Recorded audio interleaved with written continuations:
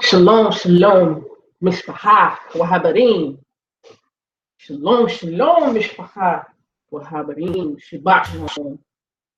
That means peace and wellness to my family and friends. Sabbath peace, the seventh day, the day of rest and holy convocation. I want to say peace and blessings to the people out there, my family and my friends. It's your girl 916, Shanti Doc, or Ashanti on my birth certificate. I want to say I'm here again doing another video for you. It seems that I'm doing some things on the Paul epistles, the Pauline epistles, and I wanted to come and do another video on the epistles written by Paul to the Roman Corinthians. Again, 1 Corinthians chapter 7. And we're going to look at some passages from that. I'm doing this video as I was inspired to do it from another video I was looking at and listening to. And there is a total misunderstanding of why Paul said what he said to the Corinthians, namely the married couples, the unmarried people, and the widows. And from my other videos that I did when I was looking at the Pauline epistles, looking at 1 Corinthians chapter 11, doing the head and head covering thing, bringing out the clear meaning on that from first century AD definitions of words, Greek words, I saw a need again to bring out proper historical information from theologians, archaeologists, historians who actually go and touch the artifacts. They go and look at the statues and reliefs over there, and they look at writings that were dug up and inscriptions and things like that, and they come to these profound conclusions. And so I'm going to be sharing that information here on this video.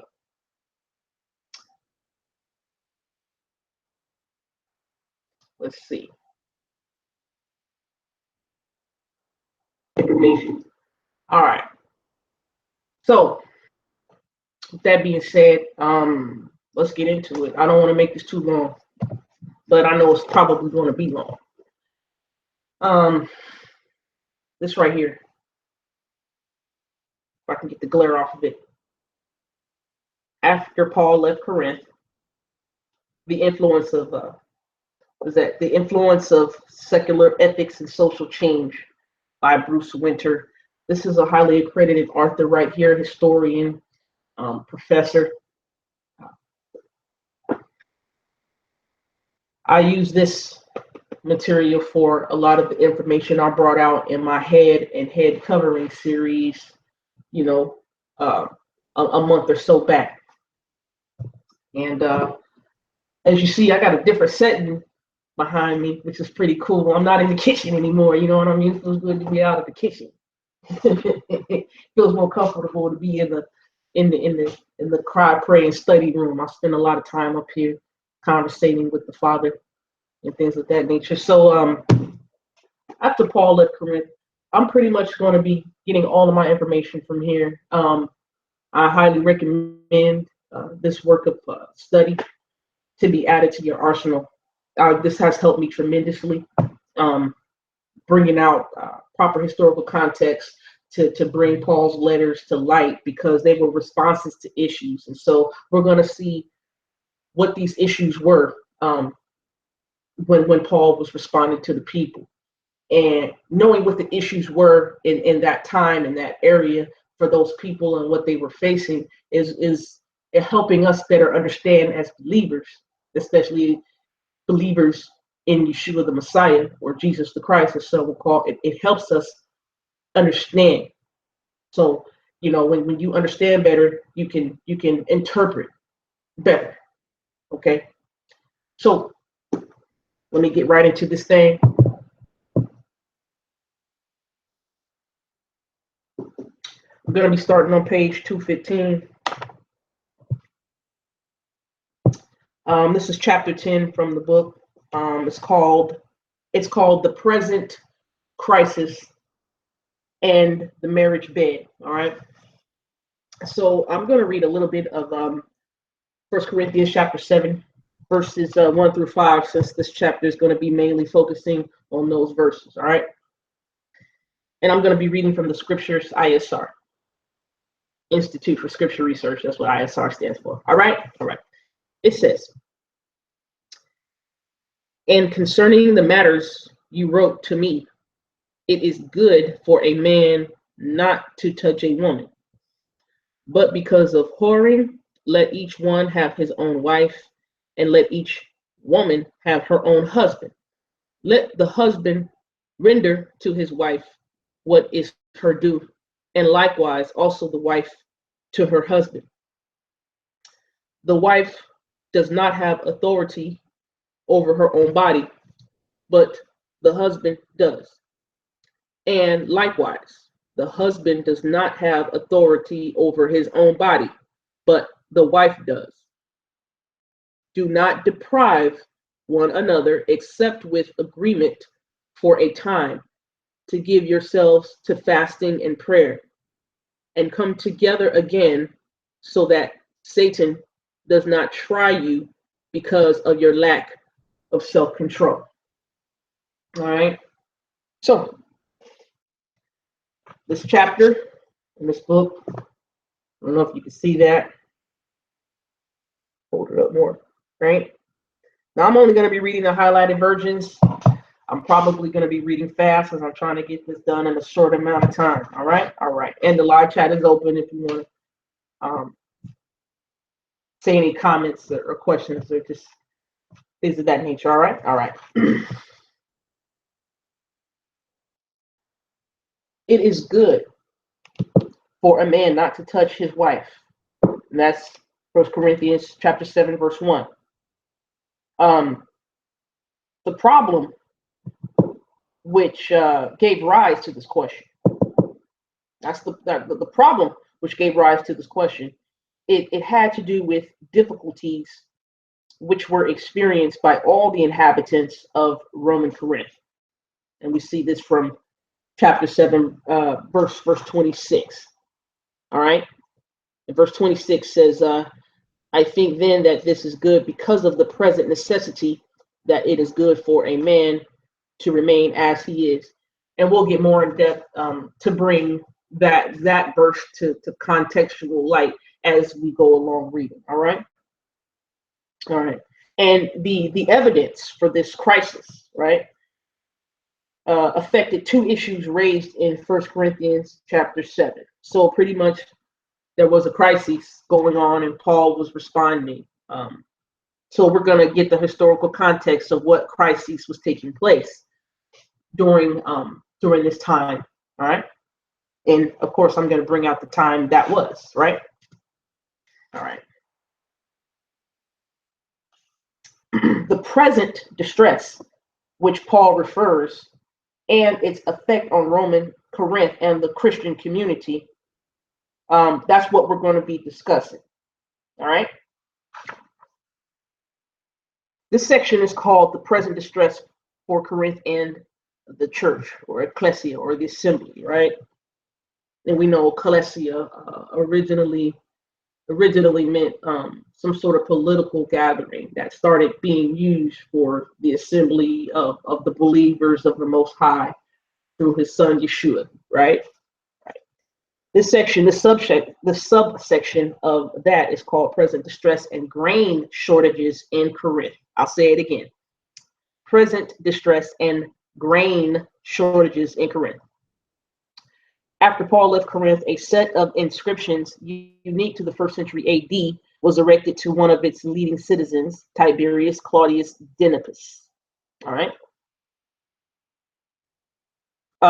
What gave rise to this unprecedented and highest possible public display of honor benefactor? Good question.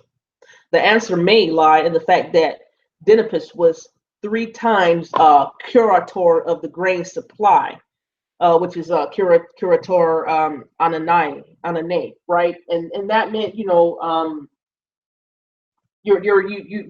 hold the power or authority to purchase grain and oil for the Roman Empire or state, and you sell it again at a smaller price to the citizens, right? So that's what that was. So Denipus, he was the curator of the grain supply, which made him responsible for the relieving of grain shortages in times of famines. So although in the 1st and 2nd century AD, others in Corinth accepted the office of curator anane, no other person is known to have held this office more than once. When Belargus of Samos held office 3 times in the mid 3rd century BC, there was a chronic dearth of food. And dearth means a lack of food, All right, so Denipus, Tiberius Claudius Denipus, right? He was the president of the games celebrated in AD 55, all right, AD 55. The president of the games had become the most senior honorary office because of this. So as the curator Ananae, right, was only appointed in times of need. A.B. West, A.B. West, a historian and an author, right, he suggests that it is possible that Corinth had a curator ananae on more than one occasion during the reign of Claudius. All right. All right. Records indicate that Greece was affected by famine from the middle to the end of the 40s and also in 51 AD. All right. So the precise dates when he held the office are not certain, although it would have been before the games of 55 AD. It has been suggested that Denipus held the office of magistrate in 51 or 52 AD. So we're getting a timeline here. We're looking at the present crisis in Roman Corinth that could have affected what the believers in the Messiah were so concerned about, in which they wrote to Paul in 1 Corinthians chapter 7. All right, for those who just joined in. All right, so what were the dates for the formation of the church in Corinth? Claudius expelled the Jews from Rome in AD 49. Paul's arrival is calculated as late 49 AD or early 50 AD, and his ministry lasted 18 months, year and a half, during the later part of which the proconsul Gallio was appointed governor of Achaia. Gallio was to have held this office from the 1st of July, 51 AD, for 12 months. All right. Whether the Jews sought a decision against the Christians soon after he assumed office, or whether Gallio remained in Achaia more than 5 months from June to the end of October. Paul's encounter with him can be placed between July and October 51 AD. That's very important.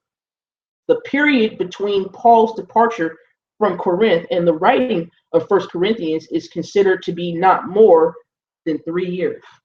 If you go to Acts 18 and see what I'm talking about, Gallio. Let's see here. Gallio. Let's read it. Acts 18, I'll read it for you just for a hot second. Let's see.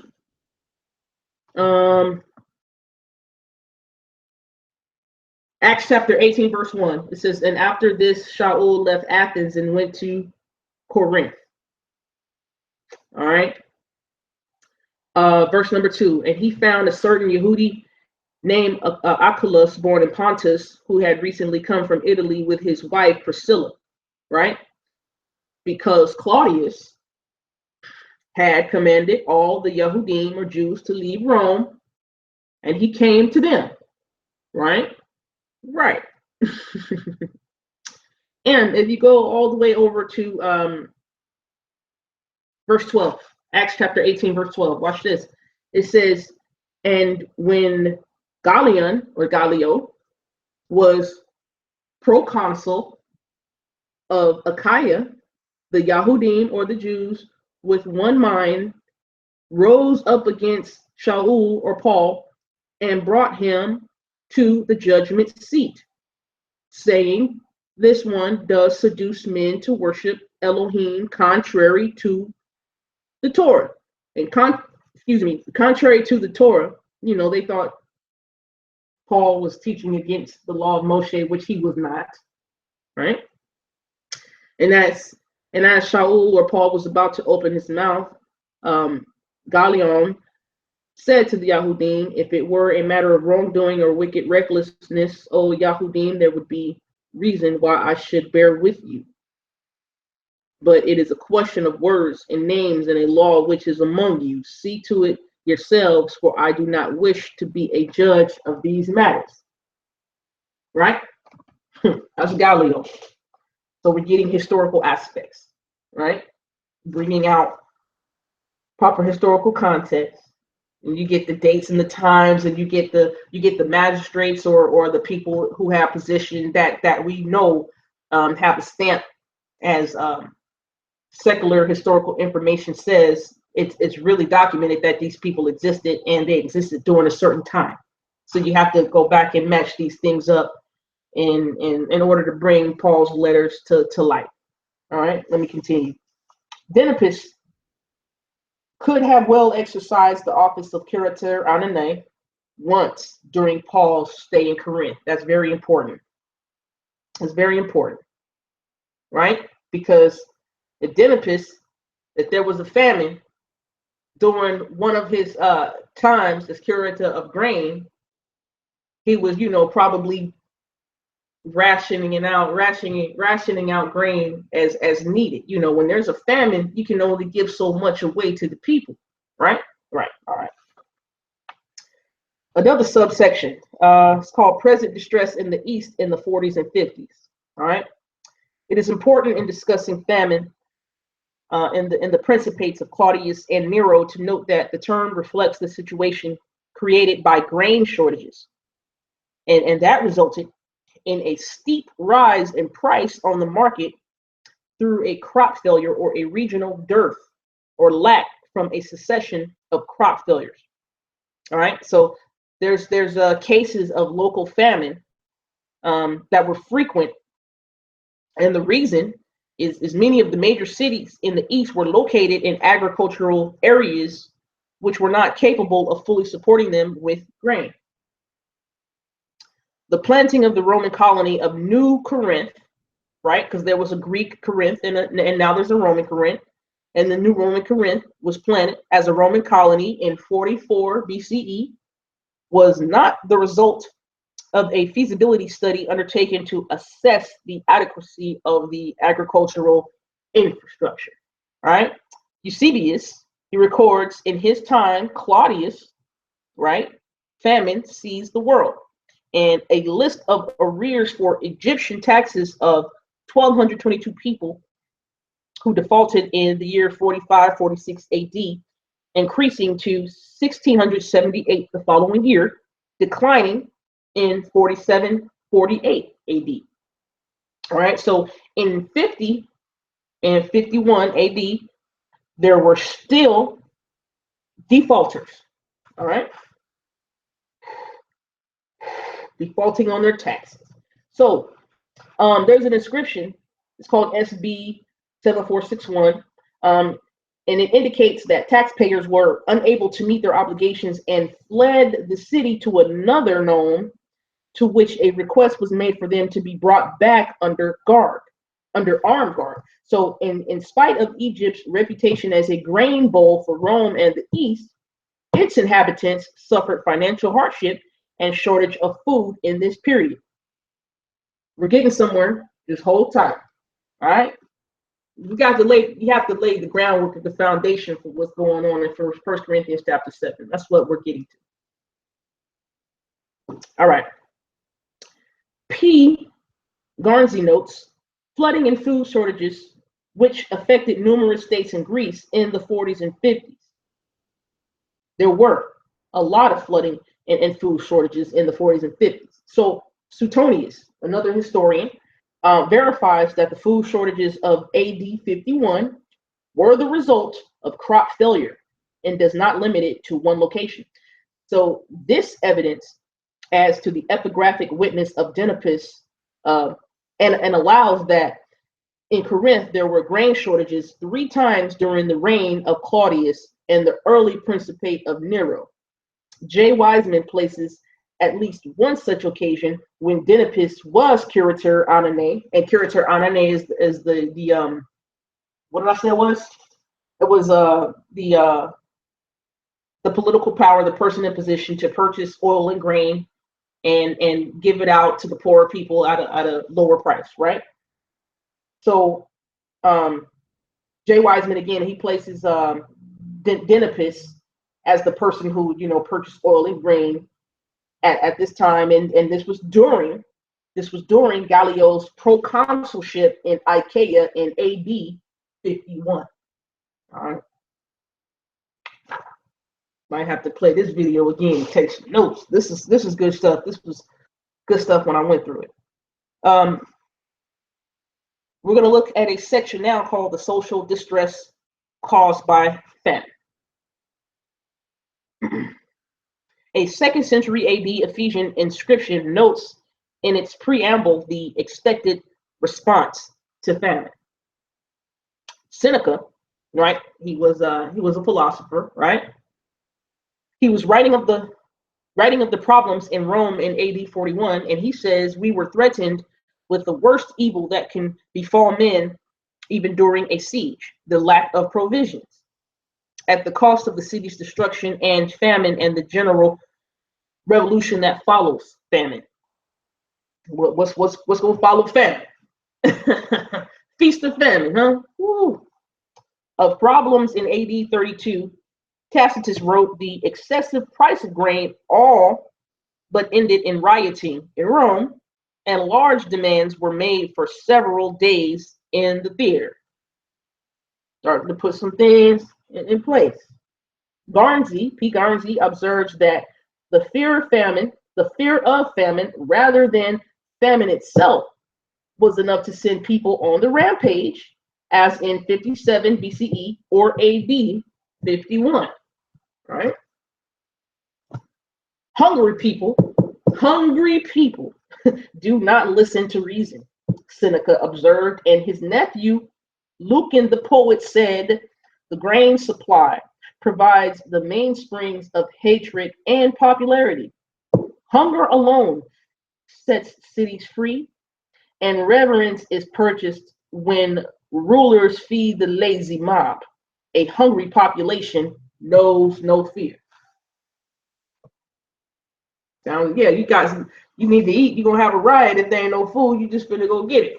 It's like in that type of situation is every man for himself. All right. So we're going to see why the Roman Corinthians wrote this letter to Paul, and in 1 Corinthians chapter 7, the married couples, the unmarried people, and the widows. And we're going to see exactly why he said what he said to all of those people. And we're looking at historical aspects that happened during this time that Paul was responding to let us know the cultural parameters are giving us a gist of what's going on. So let me continue to read. All right. Tacitus declared that AD 51 was an ominous year. In addition, he notes there was once again a grain shortage. In addition, he notes there was once again a shortage of corn, and as a consequence, famine. So just as some pagans made deductions from these portents, so too did Corinthian Christians. 1 Corinthians chapter 7, verse 26 records the present distress being experienced in Corinth.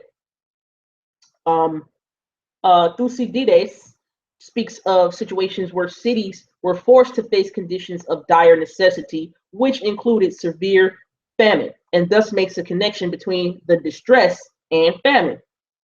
The language which Paul used seems to suggest that Corinth experienced some difficulties, and literary and non-literary evidence points to yet another famine with the attendant social dislocation and anxiety that it caused.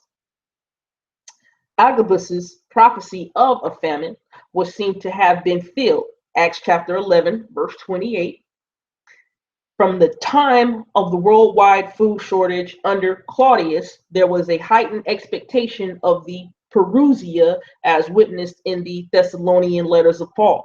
So the expectation of the Perusia. Perusia is it's another Greek term for the second coming of the Messiah, right? So did the Christians see this as the beginning of the eschatological birth pains? So Mark, the book of Mark, right? It records there will be earthquakes in various places. There will be famine. This is but the beginning of the birth pains. All right. So the use of self-restraint, watch this, y'all, pay attention. The use of self-restraint, abortion, and infanticide were the usual methods of contraception in the ancient world. Abstention from sexual intercourse in marriage would have been the only acceptable means of birth control available to early Christians. Now, before I go on, you got abortion and infanticide. That means, killing of infants, right? That was a contraceptive. Getting rid of a child that you couldn't take care of. And so you're abstaining from even having sex. So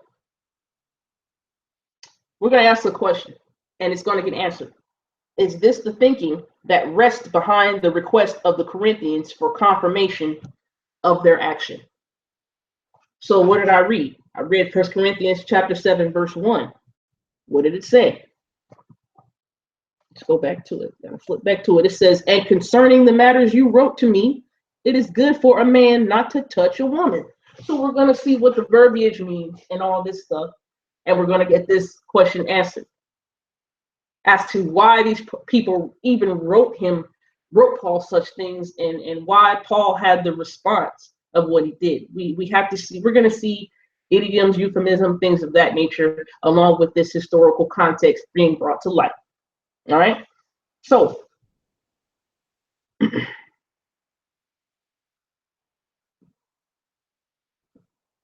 if you got a famine, that means a shortage of food, and you bring a child into this world, your worry or concern is how you gonna feed them.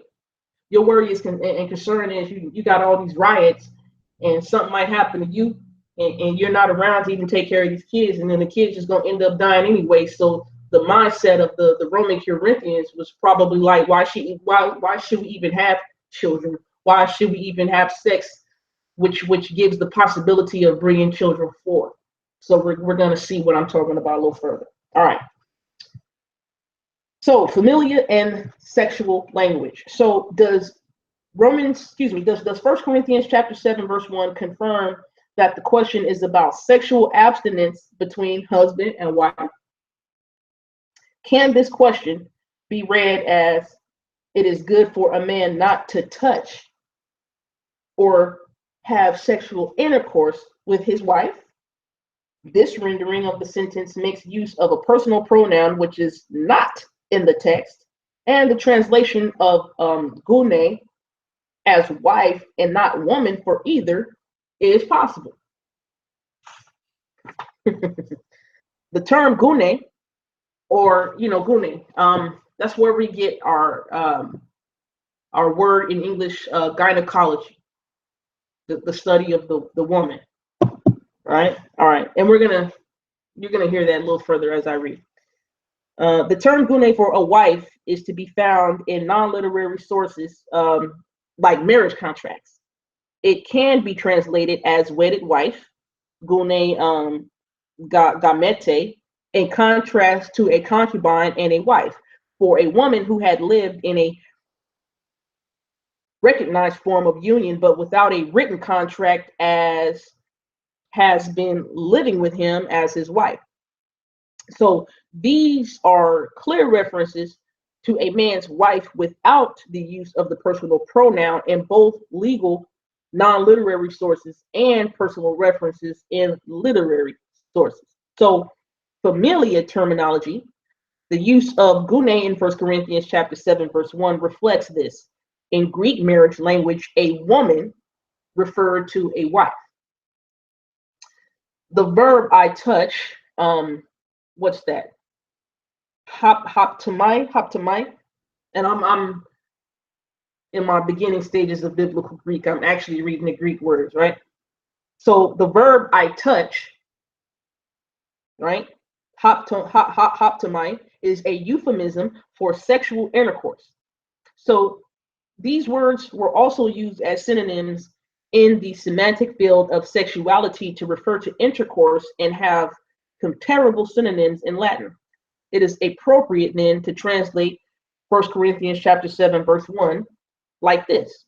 It is good for a man not to have sexual intercourse with his wife.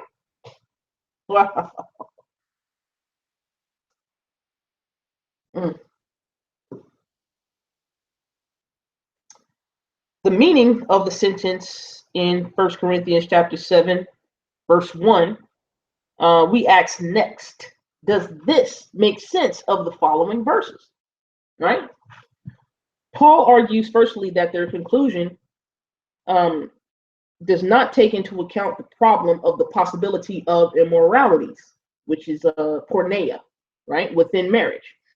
Some Corinthian Christians had not abandoned what has been called an intimate and unholy trinity of eating, drinking, and sexual immorality, right? You see that in 1 Corinthians chapter 6, verses 9 through 20. And they some of them didn't give up their sexual indulgence. Usually that was by the men after marriage was assumed in the first century, right? If you go back to my videos, you see what I was talking about. Married men had a legal rendering that it was okay for them to go out and commit adultery with prostitutes, the hetairai, right? All right.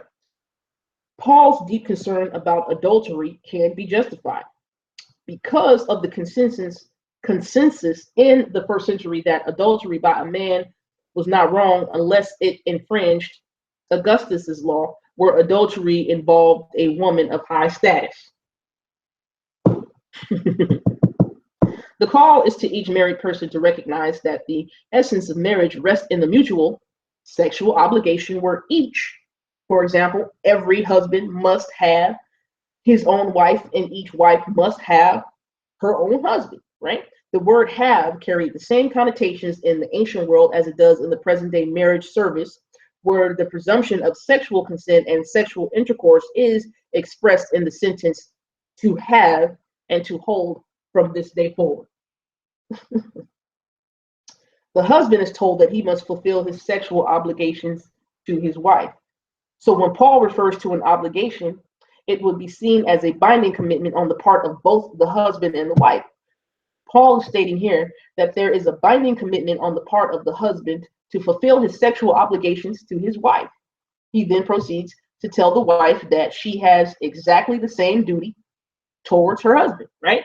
In 1 Corinthians chapter 7, verse 3. So Roman law implemented by Augustus saw the husband having authority over the wife, so that any breach of sexuality fidelity on her part was an indictable criminal offense once he had divorced her for it.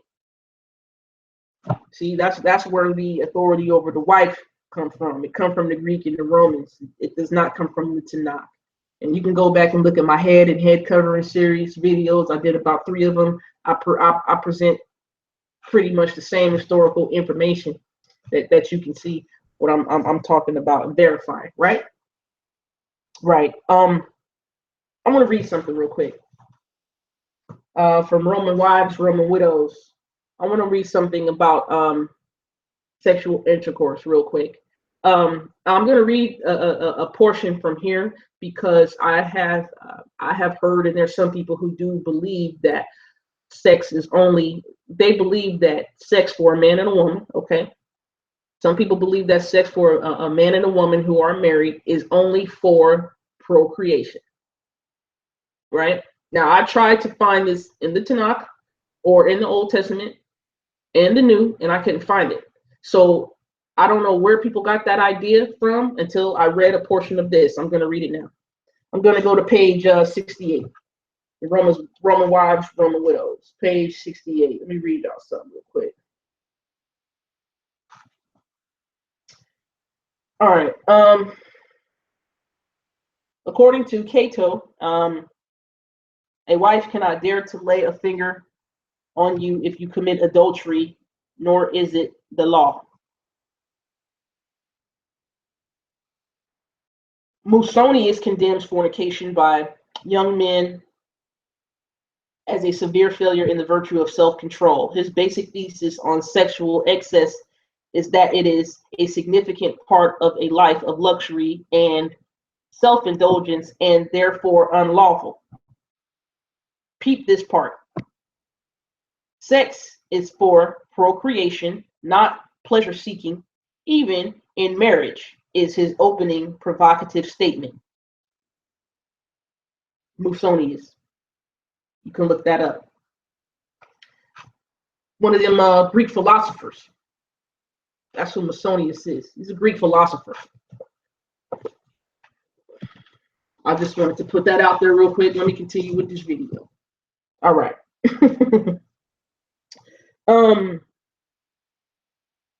So let me continue. It says, however, what runs counter to much first century practice is the fact that the Christian husband or the what you call it, an Israelite who believes in the Messiah.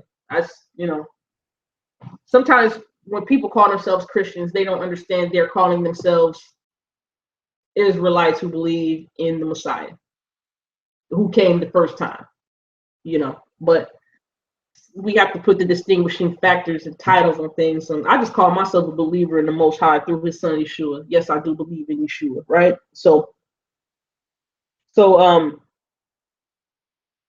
me say that again. It says, however, what runs counter to much first century practice is the fact that the Christian husband does not have authority over his own body, but his wife does. He therefore cannot indulge his sexual passions outside marriage. However much this may have been accepted in first century society, right? Plutarch is another Greek philosopher, right? Plutarch, let me lower this down a little bit. All right. Yeah, that's probably a little bit better. Plutarch, his traditional, what you call it in commune. What is encomium? It's the praise of a person or thing. That's what that word means, right? Praise of a person or thing. So his traditional praise of a purpose or thing delivered in the bridal chamber suggested that adultery on the part of the husband was both acceptable and explicable. I talked about this in my past videos. The bedroom speech, right? These philosophers would give a bedroom speech. They would go in the chambers and tell this woman some things. Watch. So Plutarch lectured the young bride on the need for prudence in spending money on clothing and other matters, but also provided justification for her new husband's possible adultery in the days to come. He supported his argument by citing as a precedent the conduct of Persian kings who sat with their wives during the meal but dismissed them when the kings wish to be married and get drunk, right? Because you know, get married, get drunk, you have an after party. Who knows what can happen after party, right?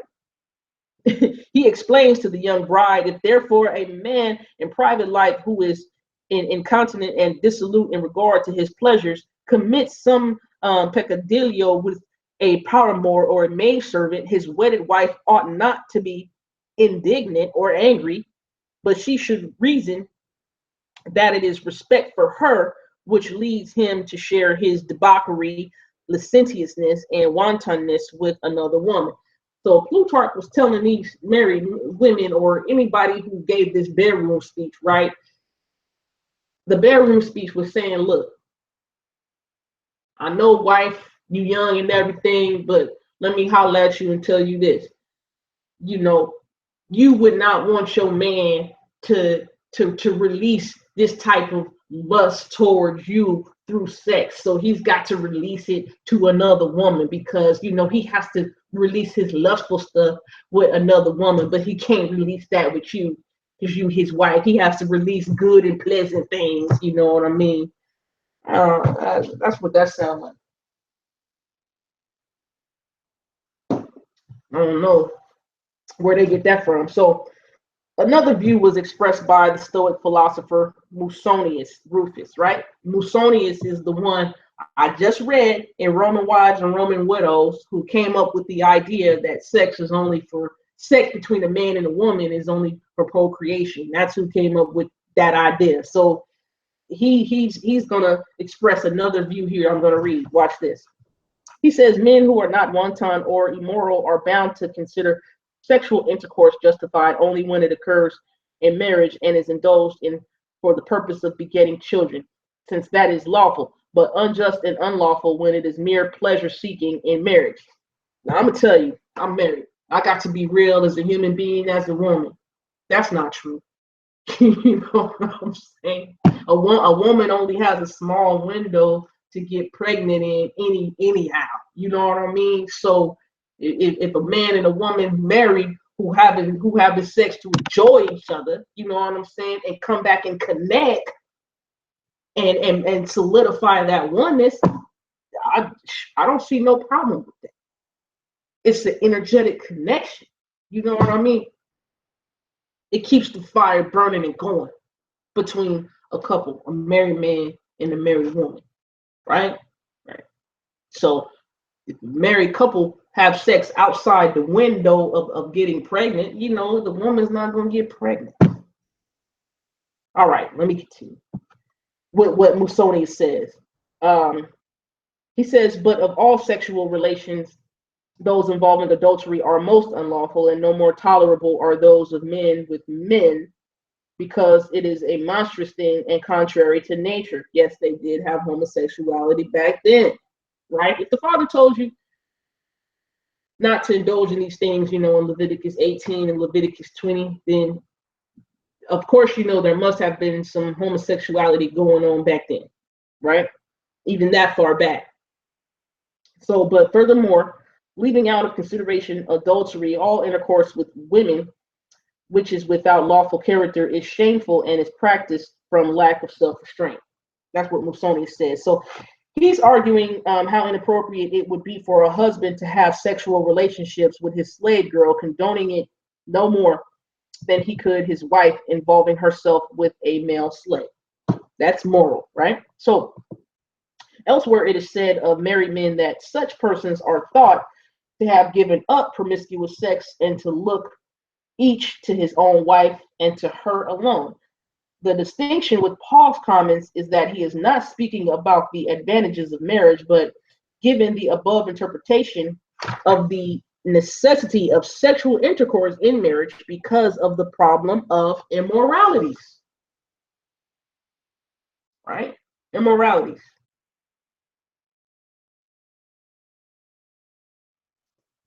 All right. Paul's teaching was based on ownership of the body. The husband's body was not his own to do with as he wished. The marriage relationship tied him into exclusive sexual relations with his wife. Paul has previously reminded the young Corinthians it is a member of the Messiah, right? The shrine of the Spirit, having been brought with a price, the agent through which the Most High is glorified. And however, the reason for purity in marriage is that the husband's body actually belongs to his wife. Any withholding of sexual consent on the part of either is seen by Paul as depriving or defrauding the other partner of their due right. So the only concession for abstinence is when a decision to suspend conjugal activity was out of mutual consent. So the purpose, for example, prayer and presumably fasting because of the urgent need for extended prayers, but the period is limited because it is only for a season. Abstinence must be only temporary. Then the couple must again come together in sexual union. And the reason for resumption is that they will be tempted by Satan because of the lack of self-control on the part of either partner if abstinence is prolonged. That makes sense to me. You know what I mean? I'm a person of reason. That makes sense to me. So Paul saw the danger of adultery as ever present in the marriage and therefore forbade sexual abstinence except for an exceptional and temporary circumstance. So why would Paul mention the matter of praying and presumably fasting? So was it that Christians were given to this as they interceded for the tranquility of the city? There's an Old Testament precedent for that in Jeremiah chapter 29, verse 7, where prayer for the tranquility of the city was enjoined on all, so that in the peace of the city you may have peace. It could well be that Corinthian Christians had read the signs of the times, such as earthquakes and famines, as supernatural warnings. So they had determined to abstain from sexual intercourse. They were forbidden by Paul to relinquish the marriage bed. One possible reason suggested in this chapter for their thinking it was appropriate to do this was so that the wife would not become pregnant or be suckling a child. Paul teaches the temporary nature of sexual abstention, and he stresses the resumption of the essential obligation of the marital bed, both as a fulfillment of the sexual obligation of both partners and as a deterrent against the temptation to marital infidelity. So let me go back to where I was saying that the Corinthians they were thinking it was appropriate not to have sexual intercourse with one another, married couples, men and women. They were thinking it was inappropriate so that the wife would not become pregnant or be a suckling child. You know what I mean? Because of Mark chapter 13, verse 17. Let me just read that.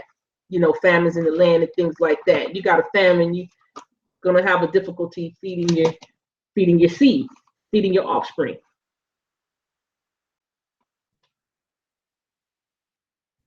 All right, Mark chapter 13, verse 17, it says,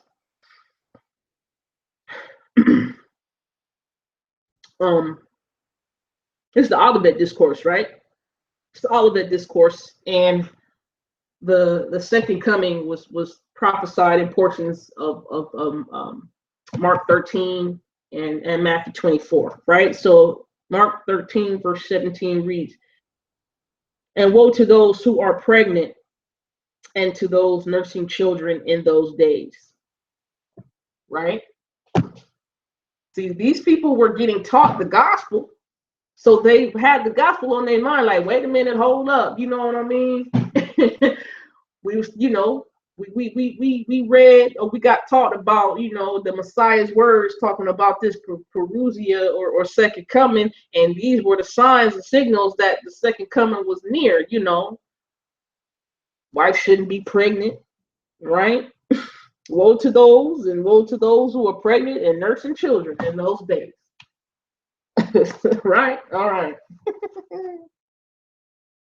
I hope this is starting to be just a little bit more understood about 1 Corinthians chapter 7. Because you know what? A lot of people go here to 1 Corinthians chapter 7, and I'm going to get to it. I definitely am going to get to it. But they think that people were not, they think, some people think or have this understanding that the married men and women were breaking up and getting a divorce for just any old reason. And we're seeing now that they're not. They just have a genuine concern because of what's culturally going on in that time, in that day and age. You know what I mean? So I can understand the concern, right? I can understand the concern, right? Right. Let's continue. I got a lot to read. Okay, here we go. Deming, who was a cynic, Deming attributes the sentence, "It is good for a man not to touch his wife," to a cynic view of marriage. Cynic was another group of ancient Greek philosophers, right? So the use of the word, what's that?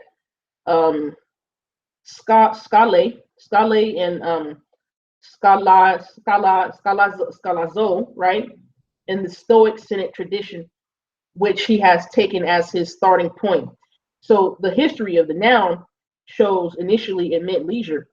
That meaning was replaced by the term Ukaria by the first century BC. The former term was used from that time on for a school, which was anything but a leisurely experience for pupils. Its change in meaning is explicable in that the prerogative of the rich enabled them not to have to work but to devote their lives to leisure time, and the verb did mean to have leisure or spare time or have nothing to do. Sorry. It also meant to devote one's time to something such as agriculture, and among the rich to attend lectures. Right? So, however, what is being sought in Corinth is not abstinence from sexual intercourse for the leisure of prayer, but as has been argued here, abstinence in order to pray because of the present troubles. The Corinthian Christians question to Paul on the appropriateness of sexual abstinence in marriage may reflect the seriousness of their concern as they read the signs of the times, such as earthquakes and serious famines, and saw the attempts by secular authorities to stem the deterioration of social stability that epitomized the responses to grain shortages in the first century. First Corinthians itself may reflect the fact of insufficient food for some at the Lord's Supper brought about by the grain shortages, and later records that there were those of the house of Stephanus who set themselves the task of ministering to the saints, which again may relate to this problem. They were in uncharted waters as a young Christian community facing this social distress, and they needed Paul's apostolic ruling on whether this was the right response to this external problem. All right.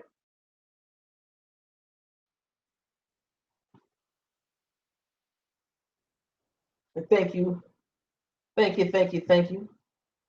to whom is watching. Uh, Hold on, I got a text. I gotta tell people what I'm doing, so they know what I'm doing. If I don't get back to them in time, you know what I mean. All right. So let me continue. All right.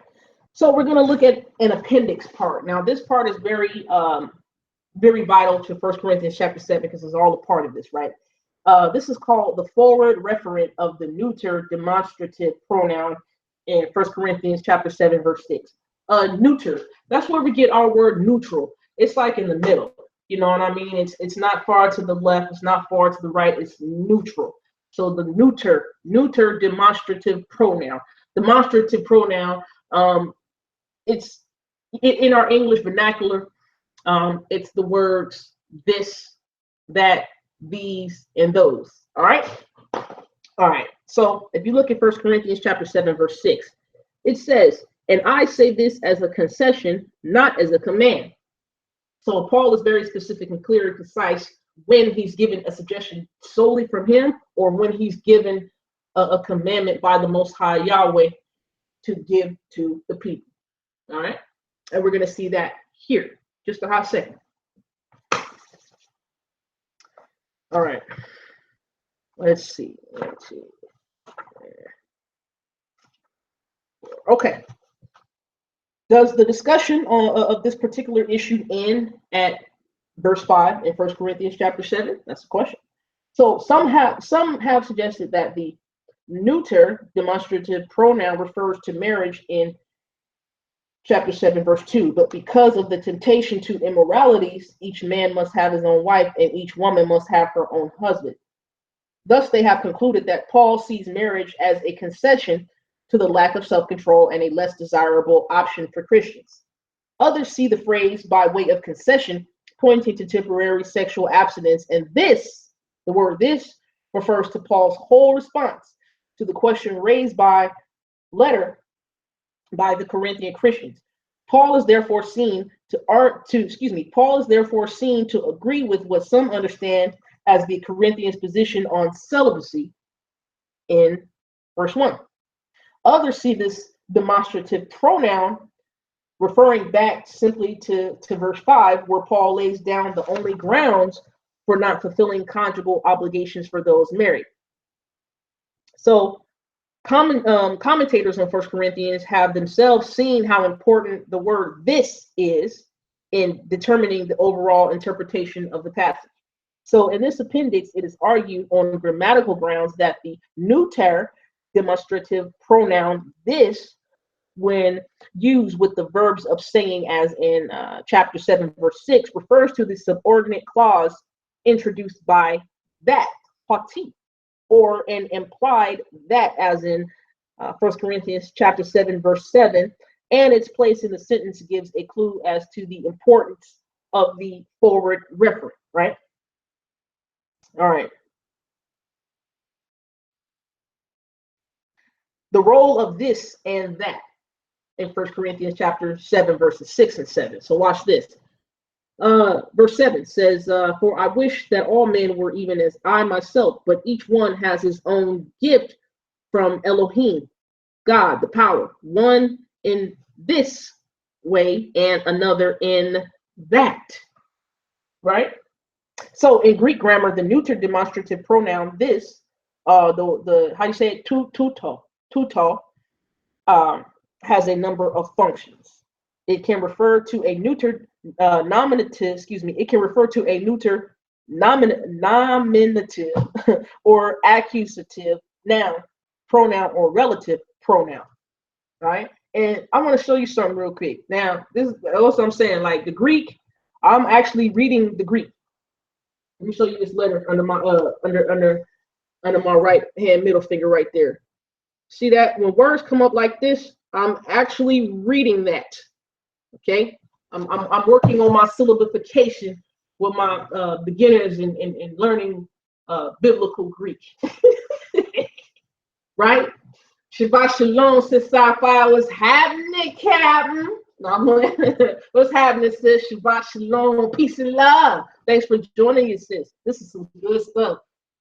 You might want to go back, after it's uploaded and watch from the beginning.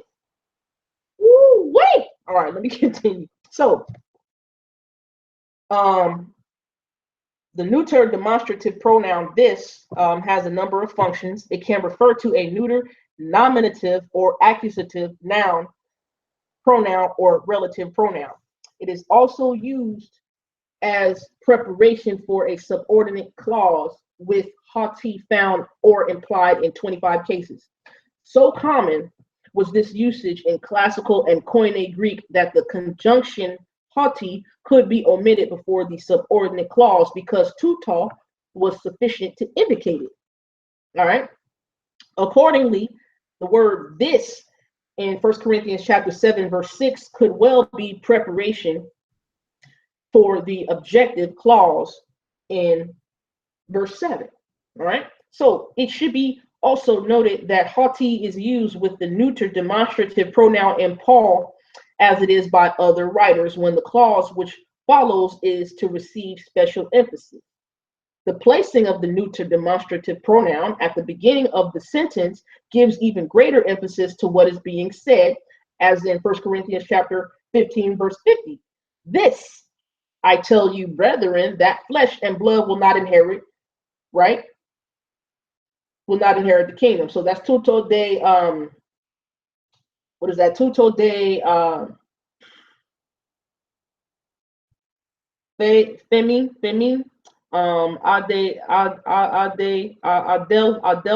adelphoi hoti. right? I'm actually reading that, so bear with me. Thank you. All right, so the neuter demonstrative pronoun can also be followed by therefore, which is the word hina in Greek, in final purpose clauses, as in Colossians chapter 2, verse 4, where it says, I am saying this in order that no one may delude you. So here, the neuter demonstrative refers back to 1 Corinthians chapter 7, verses 32 to 34, and Hina introduces the purpose clause containing the aorist subjunctive. So, however, the possibility that 1 Corinthians chapter 7, verse 7 is a final purpose clause is ruled out because of Paul's use of the present indicative I wish. Stay low. Stay low. All right.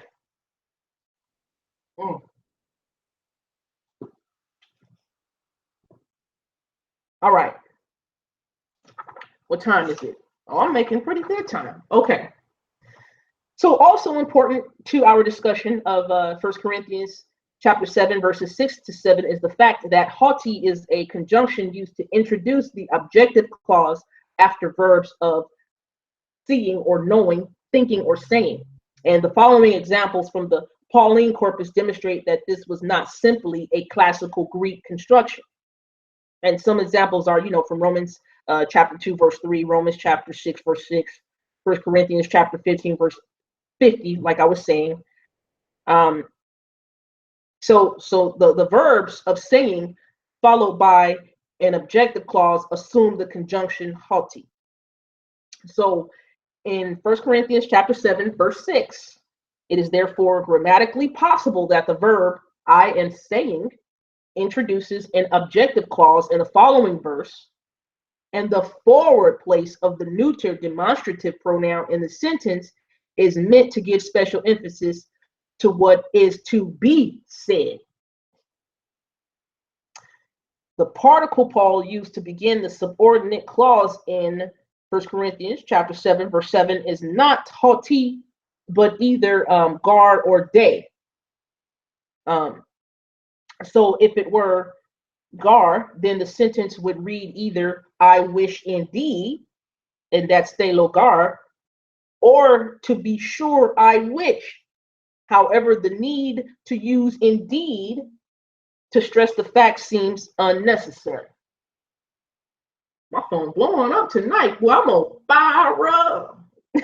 All right, let me continue. So if the correct reading is day, then there are two possible translations.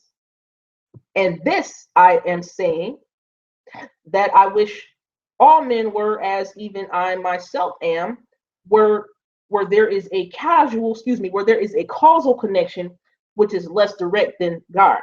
So given the preference of later Greek writers to replace gar by day, the later textual evidence for day would be explicable, but the textual evidence is certainly early and seems to rule this out.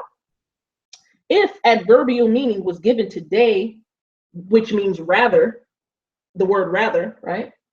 Then it would fit in well with the concluding statement in the sentence. The verses would read like this. And this I am saying by way of concession and not command, that I wish rather all were as I myself. Right? So Paul recognizes that alternatives open to Christians are not a matter of preference, but are a personal gift from the Most High for each individual. Right? So there is an interesting near parallel construction in 1 Corinthians chapter 7, verses 25 to 26.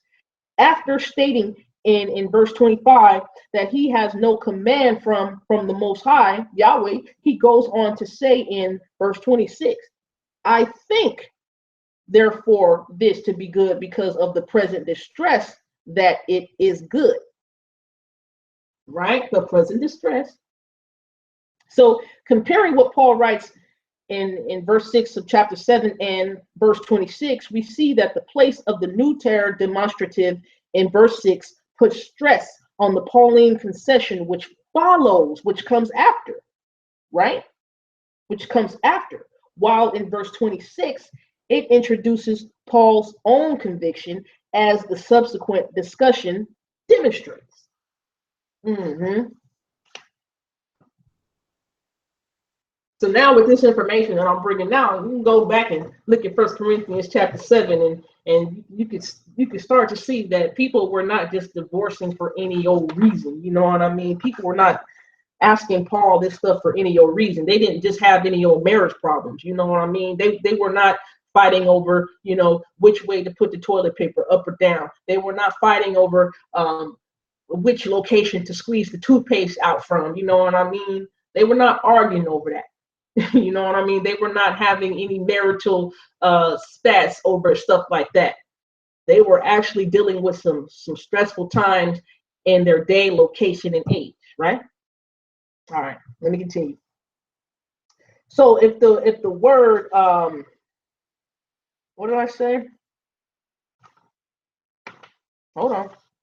Let me get back to it. If tuto, the word this in 1 Corinthians chapter 7, verse 6 refers back to those verses as a kind of concession, then Paul's statement is a non sequitur. So a non sequitur, it means that it's a statement that does not logically follow from the previous argument or statement, right? Right. So these verses clearly include commands. Each man must have his own wife. Each woman must have her own husband. The husband must render to his wife sexual obligation, and likewise, also the wife must render to her husband sexual obligation. You must not defraud one another, and you must be together again. The referent of tuto in verse 6 cannot be the plurality of commands in verses 2 through 5, since the neuter demonstrative pronoun is not plural, a form Paul uses elsewhere to refer to pluralities. So, by contrast, the tuto, or the word this in Greek, right, of verse 6 must refer to a single phenomenon. A single phenomenon, a single matter, a single situation. Right? So there are good grammatical grounds for seeing the word this, tuto, as referring not to a previous imperatival verb. The concessive comment that follows stress that, in contrast to verses 2 through 5, he is not commanding conduct in verses 6 to 7, although he will again do so in verses 8 to 24 of 1 Corinthians chapter 7, right? So it is suggested here that Paul in verse 6, tuto, the word this, right, is used to give special emphasis to what he is about to say, which is not a command. It is positioned at the beginning of the sentence to underscore this further. Tuto, the word this, is normally preceded by that, hoti. So the word that in Greek is hoti. Although here, as in 1 Corinthians, verse 29, the conjunction is understood. The referent of the neuter demonstrative pronoun is forward-looking, and its place in the sentence furthers the emphatic nature of Paul's concessive comment in the clause in verse 7. Right? All right. Paul recognizes that, and let me say the title of this section that I'm going to read right now. This is the role of 1 Corinthians chapter 7, verse 7, in verses 8 to 24. Right? We're going to talk about what's going on in verses 8 to 24. Paul recognizes that whatever the advantages of singleness, his wish can never be his command. That is binding on all the Corinthians because of the alternative gifts the Most High gives to his people. So he makes it clear that he is now taking up issues on his own initiative and not ones raised by them. This I am saying. He himself is raising three related issues. I am saying, I am commanding, not I, but the Most High, and to the rest I am saying. what he is discussing is singleness and marriage in relation to widows and the unmarried, separation and reconciliation, and the marriage ordinance and divorce for those whose marriage partners are not believers in the Most High and His Son Yeshua. All right? All right. How y'all feeling out there? Y'all in the East Coast, y'all sleepy? Y'all having a good Shabbat so far? I hope this is cool for y'all. And like, I had to do this. I just had to. Let me continue. So, as the Most High has assigned to each as Elohim has called, thus he must walk. Right. So the statement. This is it's a beginning statement. Right. In 1 Corinthians chapter 7.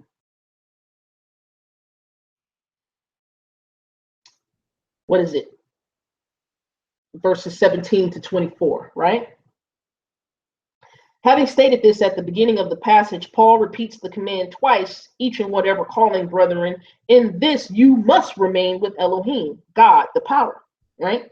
Just as the gifts of singleness or marriedness is personally given by the Most High, so too, Paul seems to be implying, were these ethnic and social markers. The Most High's gifts and calling were personal, right? And Christians were to remain in the situations in which the Most High had placed them.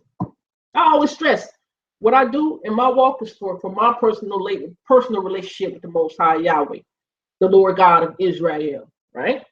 Right. All right.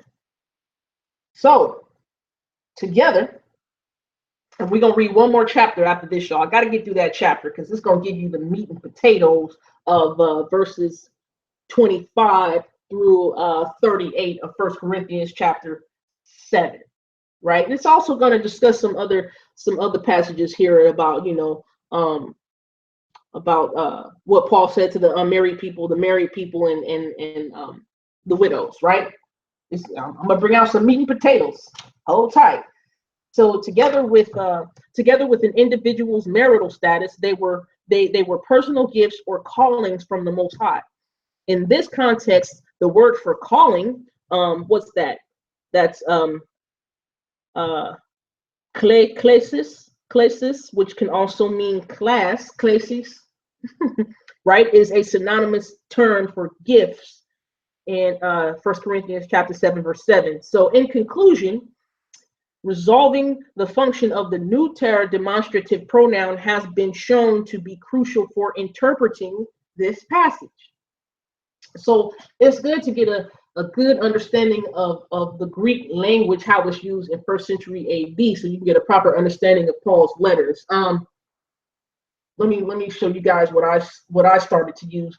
Shalom, sis Marie, how you doing? Shabbat shalom, sis. Thanks for joining in. Thanks for joining in. I use this right here, Liddell Scott's Greek English Lexicon. It actually gives correct rendering of first century AD definitions for the Greek words, and it's been researched that this follows writings from 1000 BCE, before Common Era, all the way up to 600 AD, and so that's what I use. So learning proper definition for first century AD Greek words, along with the context, which is the time, the people, the cultural parameters, as we're seeing here. You know what I mean? Yeah, meat and potatoes. Oh yeah. Sometimes it's good to get the meat and potatoes of to our flesh, and then sis, it's good to get the meat and potatoes, that spiritual food from the Most High. You know what I mean? It probably didn't taste like the manna, or doesn't taste like the manna, but that's spiritual food. That's what we're getting right now, sis. All right, I got one last chapter to read. I said I was only gonna make this 2 hours, but let me see something here. Y'all gonna like this. Woo, y'all gonna like this. If I can get through this chapter, and I'll be good here. All right. Yep, let's get to it. I love all y'all. I love y'all, my sisters, brothers watching in. I hope this is some edifying and liberating information. You know what I mean? All right, here we go. So this chapter is called The Present Crisis and the Consummation of Marriage. 1 Corinthians chapter 7, verses 25 to 38. Let me show you this. Now, I'm only going to be reading the highlighted sections, right? All right. All right. Here we go. The previous chapter, chapter 10, where I was talking about verses 2 to 5 in 1 Corinthians chapter 7, right? That chapter explored the question raised by social change about the appropriateness of sexual abstinence in the marriage bed because of the present dislocation in Corinth caused by the famine.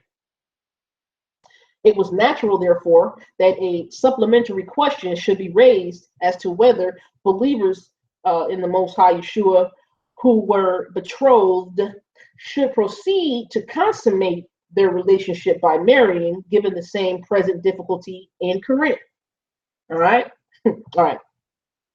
In order to understand the dilemmas some face over this issue, we must explore the predicament which some men had created for their own relationships, the eschatological framework that Paul invokes, in which the expectations of life, including married life, should be seen by believers, and obligations of single and married men and women. All right, so this section here, page 241 in this book, page 241. Let me show y'all this book that I'm reading. This is called After Paul Left Corinth. I'll hold this up again. These books are good for the arsenal. I'm trying to get the glare off, you know what I mean? After Paul Left Corinth by Bruce Winter. Okay, there we go. After Paul Left Corinth, the influence of secular ethics and social change. All right, I'm reading from this book. All right, so personal dilemmas aggravated by the present dislocation. So it is possible to reconstruct the question the Corinthian Christians asked Paul, even though he began by succinctly stating only concerning the virgins, right? The virgins. That's petit de ton, parthemon, right? I told y'all I was reading these Greek words. You know what I'm saying? I got to get practice. You know what I mean? That's what I was reading right there.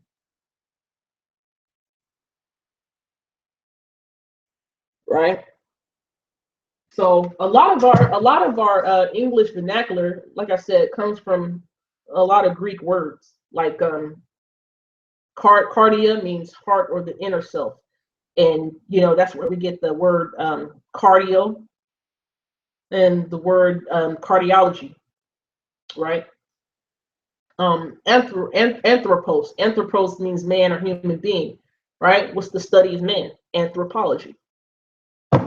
Let me continue. All right, so subsequent discussion reveals that he was not speculating about the situation because the conditional clause has if. You know, the word if is a condition, right? And the word the conditional clause has if with the present indicative, which is an indicative of reality. So while BDF account for the use of the different particles and moods in 1 Corinthians chapter 7, verse 36, thus the first conditional sentence notes that what is happening as you tell me, and the second has a future reference. There are examples within 1 Corinthians itself where aeon, followed by the present subjunctive, refers to the present. This guy named Fee says of the two conditional sentences that Paul knew that an actual situation like this existed in the community. BDF, it's another lexicon. I'll write that down. The BDF stands for blast. What was it? I wrote it down. It stands for blast, the Brunner, and funk. It's another Greek lexicon of the New Testament, right? So anytime you do things, I got notes. You know what I mean? I write down notes. I write down notes. And I've been practicing my biblical Greek. Boy, I'm man, like this some crazy stuff. This what I do for hours sometimes. Just write out these Greek words, man. Write out the Greek words and what they mean. So I do a lot of reading and I do a lot of writing.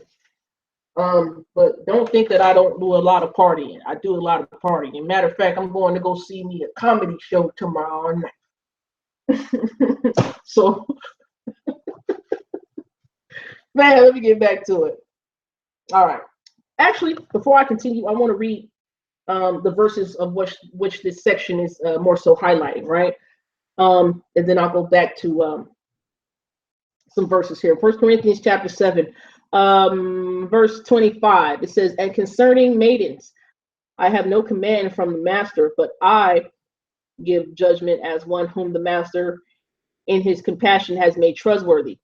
I think then that this is good because of the present necessity, that it is good for a man to remain as he is." And what he meant by present necessity is the present distress of what was going on culturally in their land with this famine, right? Verse 27, "Are you bound to a wife? Do not seek to be loosed. Are you loosed from a wife? Do not seek a wife. But even if you should marry, you have not sinned." Even if you should marry, you have not sinned. "And if a maiden should marry, she has not sinned. But such shall have pressure in the flesh, but I would spare you.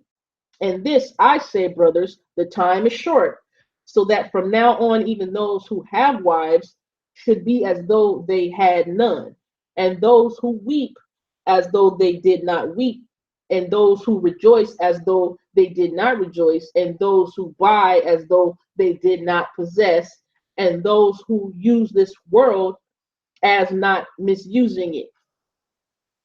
For the scene of this world is passing away," right? So that's Paul's eschatological talk. You know, eschatological talk is pretty much end times talk, the last days, things like that, getting to the messianic age and era, right? "And I wish you to be without concern. He who is unmarried is concerned about the matters of the master, how to please the master. But he who is married is concerned about the matters of the world, how to please his wife. There is a difference between a wife and a maiden. The unmarried woman is concerned about the matters of the master, that she might be set apart both in body and in spirit. But she who is married is concerned about the matters of the world, how to please her husband. And this I say for your own good, not to put a restraint on you, but for what is proper, and to attend to the master without distraction. And if anyone thinks he is behaving improperly toward his maiden, right? If she is past the flower of her youth, and so it should be, let him do what he desires. He does not sin, let them marry. But he who stands steadfast in his heart, having no necessity, and has authority over his own desire, and has so decided in his heart to guard his own maiden, does well. So then, he who gives her in marriage does well, but he who does not give her in marriage does better." All right. All right. That's the premise for what I'm reading in this chapter here now. Right. All right. So let me continue. So the problem raised by the Corinthians is actually summarized in the "a if" clause, and is followed by Paul's understanding of what happens as a consequence of inappropriate behavior in such instances in verse 36, right? What did verse 36 say? "And if anyone thinks he is behaving improperly toward his maiden, if she is past the flower of her youth, and so it should be, let him do what he desires. He does not sin, let them marry." Right? This next subsection is called unseemly behavior toward his betrothed. That's why I read that verse. All right. So it says, in laying out the first condition which should govern the decision to marry, if anyone considers he is behaving in an unseemly way toward his betrothed, right? Paul records how the Corinthians involved wrote about their particular situation. Right? So the verb translated to behave unseemly, which is what is that? Askeman name, and its cognates can have strong sexual innuendos. Right? Right? Plutarch makes reference to sundry armors, idle amusements with wine and women, and other unseemly pastimes. Right? That word, paidias, heteras, asche, manas. I'm reading these Greek words, so pay attention to what I just said. The word, the verb, which means to behave unseemly. We're giving other examples from writings and writers and Greek philosophers, comparing, contrasting how they use the word in what context they were using it in to get proper definitions of how words are supposed to be used when we're reading them in the Greek, right? Right. So those who fall into passion and sins act discreditably. Here's that word again, oskema name. And that means that word is to behave unseemly, or what's in verse 36, to behave improperly, right? We're looking at what the definition of that word meant, right? So Epictetus, a contemporary of Plutarch, uses the same verb to refer to a person who disgraced himself naked and out of doors. Its cognate is used to describe sleeping beside a beautiful woman and having strong desires, behavior classed among the unseemly deeds which Epictetus condemns. Whoa, strong sexual innuendos, yes. So Dio Chrysostom, he's one of the historian church fathers.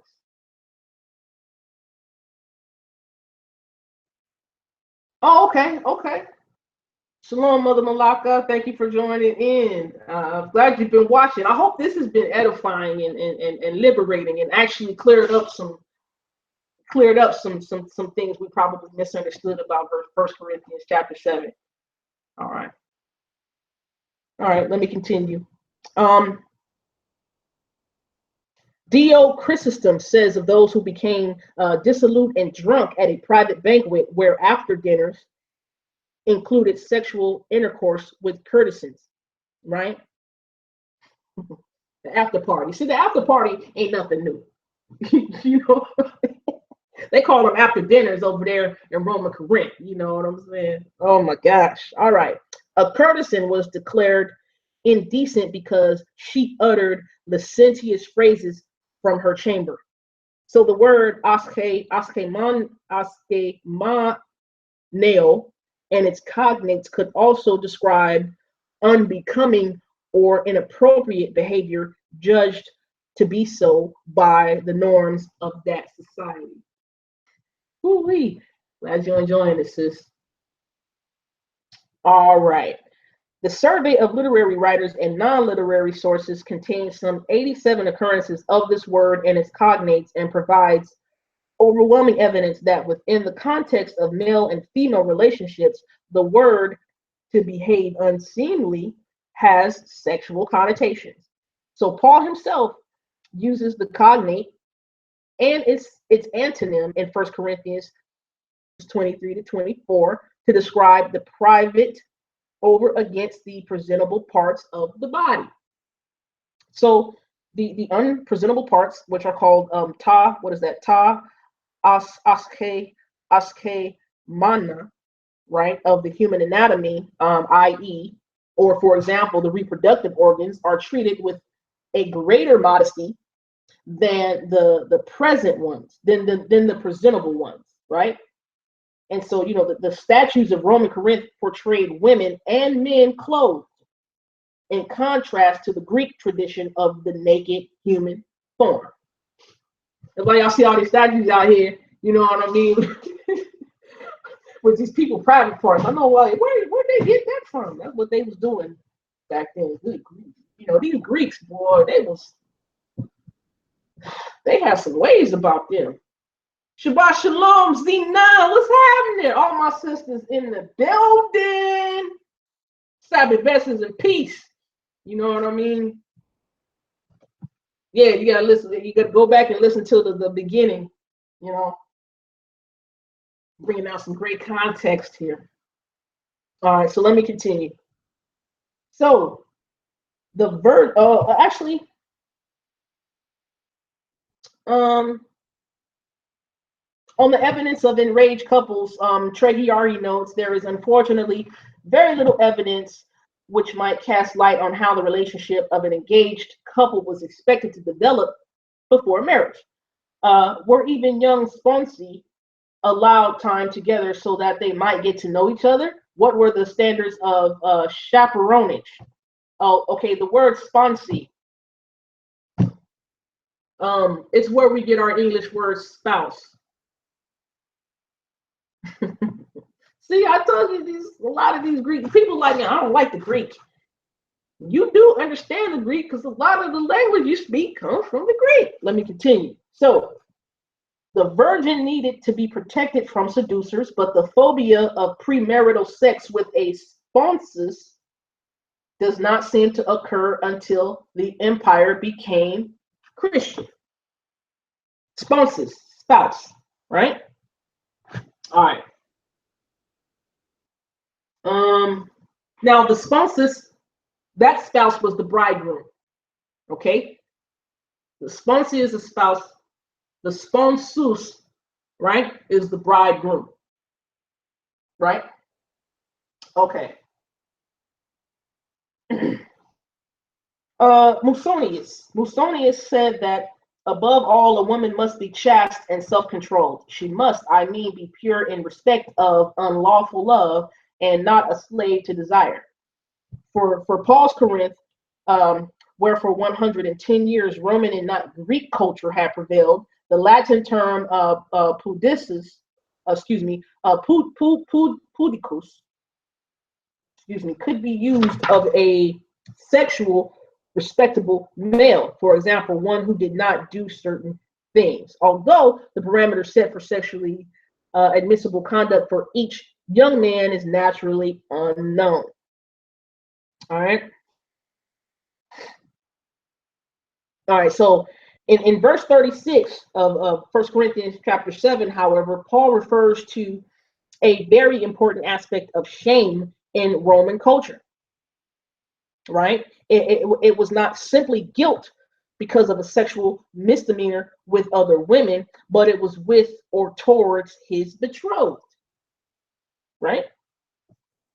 So this next section is called Full of Sexual Passion Towards His Betrothed. We're still looking at verse 36 of 1 Corinthians chapter 7. Thumbs back, actually. Yeah. All right. A traditional rendering of the clause, what's this word? Huper akmus, which means if she be past the flower of her age, is not a feasible rendering. According to a late 1st century AD Ephesian doctor, Soranus, this was when menstruation and thus childbearing ceased. I told y'all we was gonna look at a lot of euphemisms and idioms where phrases did not literally mean what they were saying, but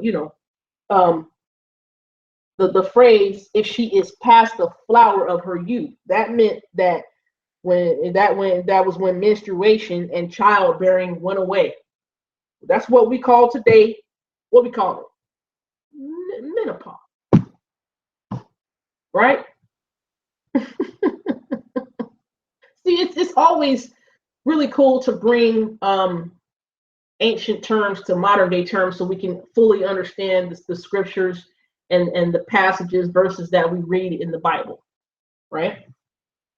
So if the word what's that? Huper akmus meant past her prime, then Paul is saying that it was only after childbearing capability had passed that Christian women were permitted to marry. So the idea of past their prime is not to be found in the use of the term in or outside the semantic field of sexuality. So I'm bringing things to life. Man, how many of us willing to take this back to the Hebrew brothers? Even some of the Christian apologists. You know what I mean? How many would be willing to take this information back? You can share this video, please do. This is for all. You know, this is for all. I'm serious, sis. You know what I mean? Because we got people so-called out here calling themselves teachers, bishops, mores, pastors, preachers, leaders, and everything. You know what I mean? And I don't know if they've intricately looked at this information to bring this out so we can get proper understanding of Paul's letters. You got like a million and a billion and one interpretation of Paul's letters, especially with one chapter. But here I've been able to bring out some things, but let me continue. So run that again. Yeah, that's what I'm saying. Run it back. So the cognate verb is used to refer to the excessive energy in human beings, those who presented an appearance of vigor exceeding that of a slave. Actually, let me go back. Let me go back and read something before I read that sentence. It says, in the 3rd century BC, a non-literary text reads, and you know that the vines surpass in vigor or bloom. And that's the phrase is genaske dehati ta oina onaria who per ek ma maken, right? So again, from the same century, the cognate verb is used to refer to the excessive energy in human beings, those who presented an appearance of vigor exceeding that of a slave. So this was a well-known saying, for it is repeated in the late 2nd century work of Athenius. So, right, I gotta get to all these terms here, but okay, there are late 1st century and early 2nd century AD works which bear witness to the meaning of the word and are used only half a century after Paul wrote 1 Corinthians. Suetonius's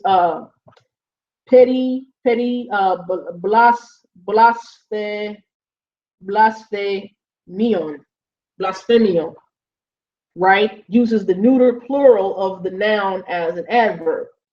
Ones who have outrun the age of youth are referred to as those who are undisciplined sexually. And that phrase, those who are undisciplined sexually, it reads like this: Oi akalastai nantes hoper akma. Hoper akma. All right. This example is important, for it uses another term to describe those who have outrun the age of youth, while the adverbial form of our word refers to a person who is sexually active. So Cyrannus, trained in Alexandria, he also practiced in Rome. He discusses in his extended work called Gynecology the intensity of the menstrual flow. For in very rare cases limited to those women past puberty, after the onset of menstruation, a concentrated flow appears before defloration, right? And later, he makes it clear that the time to begin sexual intercourse is after the onset of puberty, which he observed was age 14. I want to say something. What's Sister Angela Malaka, when you said the word, what were you referring back to? My head was down reading, so I gotta make sure I address, you know, what you were saying. But so the word,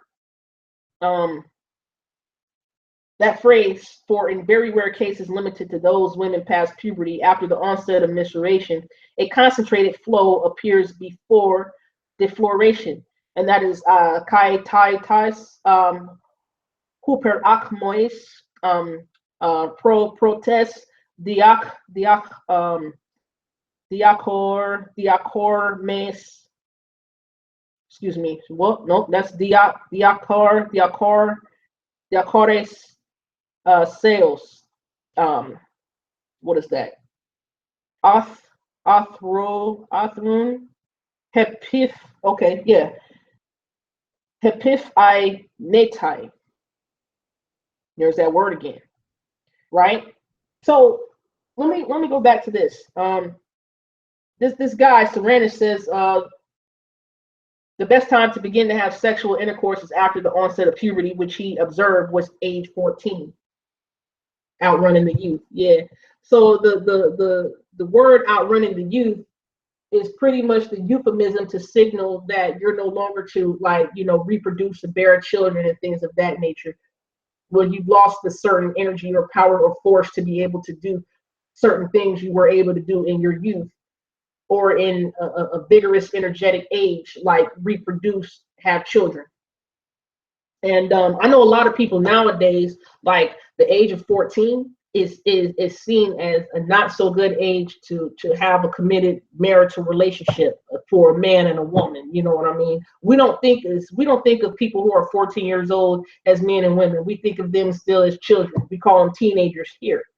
But actually, back in the Tanakh, I know I know some people don't like it, but back in the Tanakh, yeah, the the the the onset of puberty, 12, 13, 14, our ancestors were definitely getting married then, having sex and consummating. That's what they were doing.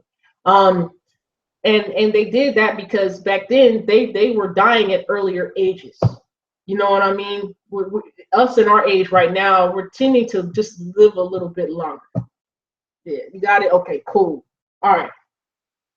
So the word huperakmos, which was the Greek word for uh to be past the flower of her age, right? It was used in this instance as a medical term to describe females who were past puberty, but certainly not past childbearing age. Clarity. So Epiphanius translates 1 Corinthians chapter 7, verse 36 like this: if any man thinks that he behaves himself uncomely toward his virgin and needs so require, let her marry, she has not sinned. So, okay, so Epiphanius uses the phrase concerning marriageable women, peri, parte non, huper akmon, for those who had not sworn a vow of virginity to the Most High. So marriageable women had remained virgin in their prime because they cannot find men for marriage. Slightly later, he uses the cognate of huperakmos to mean to be sexually passionate. F. Williams surprisingly renders the same verb huperak mazo as past their prime. Okay, so however, let me just say this. This context relates to fathers who kept their daughters at home for a long time because of a dearth of marriageable Christian women. Dearth means lack, okay, lack thereof. So, however, the text nowhere implies that the women commit fornication in old age, for example, past their prime. Rather, because they were not married, there was the danger that they could fall into this sin because of the inappropriate use of natural sexual desires. Right? Right. uh Hesychius, he's a 5th century AD lexicographer. He indicated that katargon, right? I think I'm saying that right. Katargon is a synonymous word with huperak ma zane. The former verb refers to the heightened desire for sexual intercourse, which the word horgaio,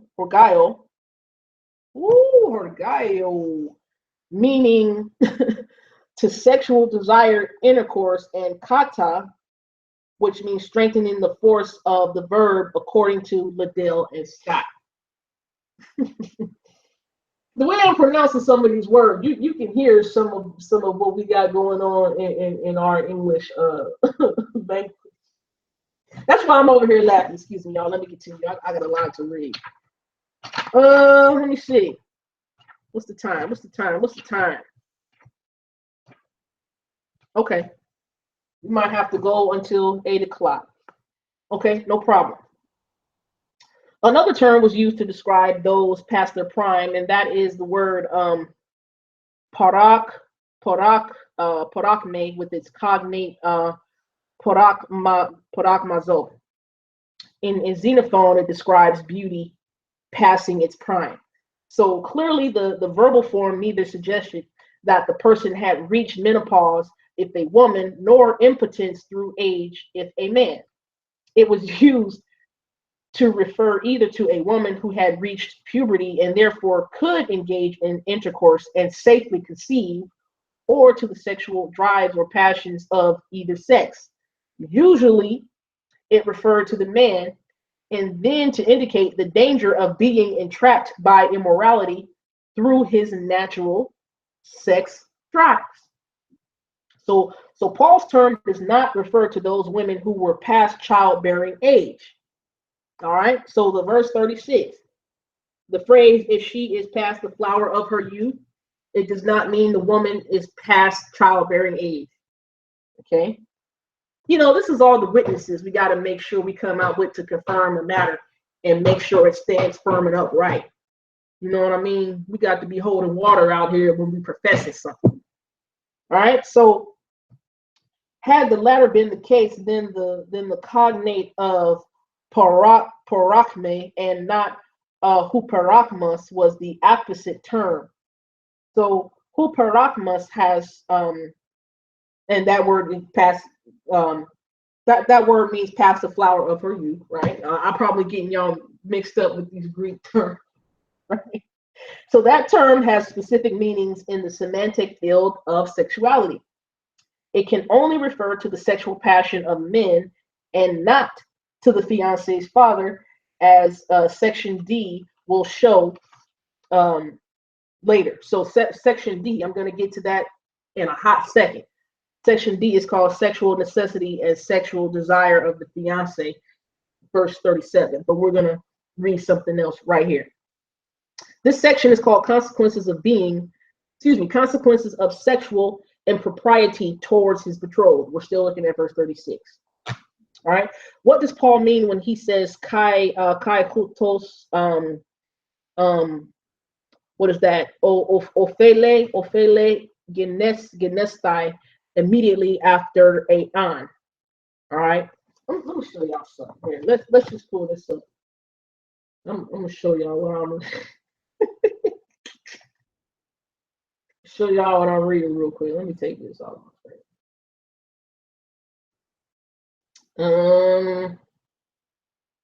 Verse 36.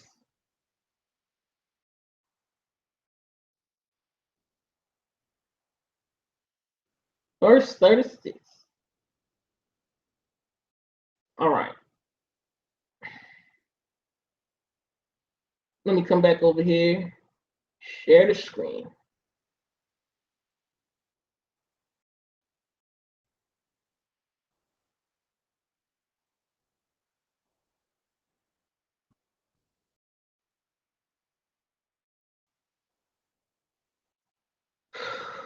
These are the words I'm reading right here. I'm not reading the transliterations up here. You know what I mean? I didn't even have this reading from the screen. I'm reading from this book, but I'm actually reading these words down here. The a de tis ashemanein. That's etitain parthenon hatu nomize. Right? I'm actually reading that, and I have to get practice. You know what I mean? I'm reading that because I have to get practice, right? Practice make perfect. You know what I'm saying? Practice make perfect, y'all. So, all right, let me continue.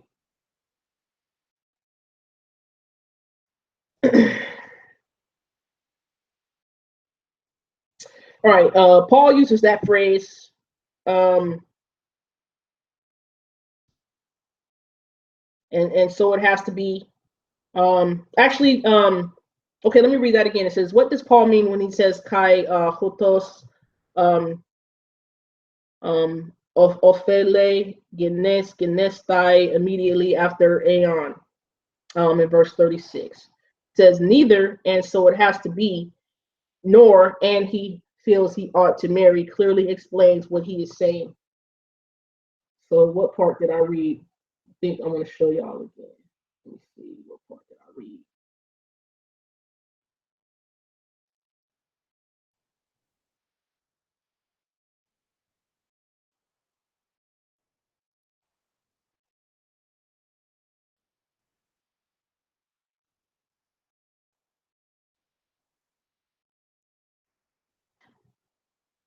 Um, I read this part here.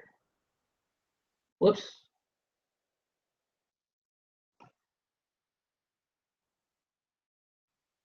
that part. And so it ought to be, right? That highlighted part. I was reading that part.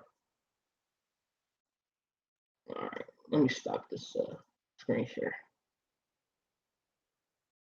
Were y'all able to see that? Because sometimes these things be looking tricked out.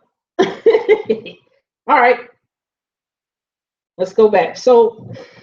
Um,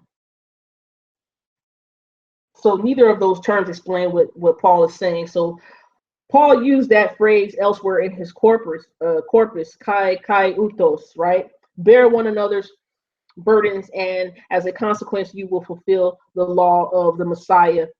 Sin came into the world through one man, and death through sin, and as a consequence, spread to all men. After concluding that whoever eats the bread and drinks the cup of the Most High in an unworthy manner will be guilty of profaning the Most High's body, he then commands that a man must examine himself, which he follows with kai hutos.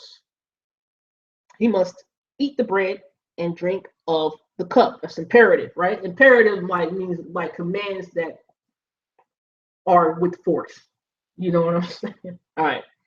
So according to Liddell and Scott, kai utos is to be translated even so, right? That translation means even so, or even on this supposition. They, Liddell and Scott, they also note that when used with the infinitive otele, excuse me, ophele means he, it is bound, and genestai means to come to pass, to take place. The present tense and the infinitive o ophele genestai occur together on a number of occasions, and a natural and a necessary nexus is implied.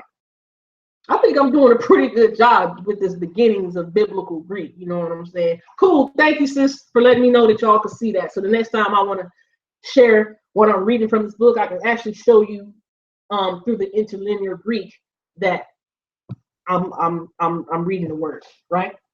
All right. So thank y'all for bearing with me as I'm reading the words and probably having a tough time. I'm probably butchering them, but you know, with much practice, I'll get better. All right. So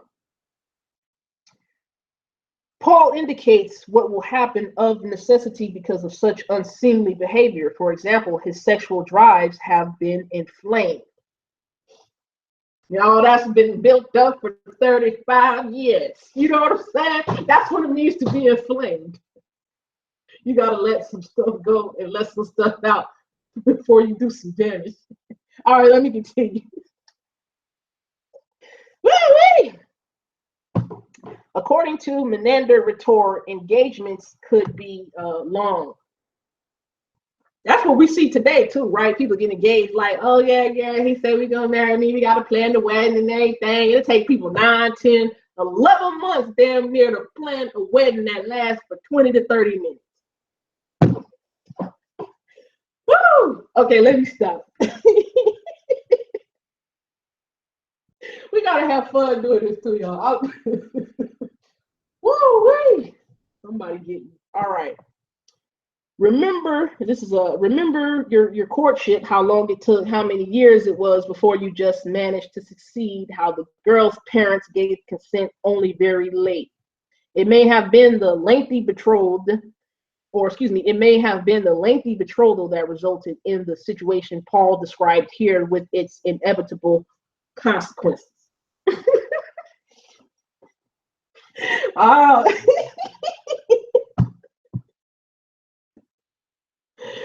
Hey, you planning a ceremony, 7, 8, 9 months, man, and that man is probably like, yeah, I'm not gonna try to touch my wife, you know what I'm saying, and until our honeymoon, and he over here, he inflamed and booked up for all that time, like, woo, I tell you. Let me continue. All right, now we're going to talk about sexual necessity and sexual desire of the fiance. This is verse 37 in 1 Corinthians chapter 7. It says, but he who stands steadfast in his heart, no necessity, and has authority over his own desire, and has so decided in his heart to guard his own maiden, does well. Of course he's doing well, boy. Ask a man any day today, in the days who can wait. You know what I'm saying?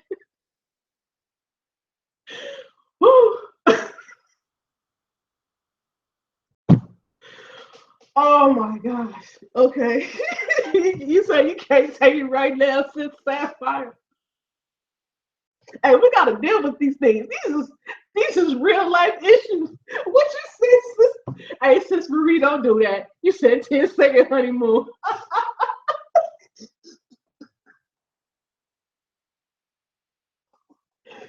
Woo! Oh, we is cutting up in here.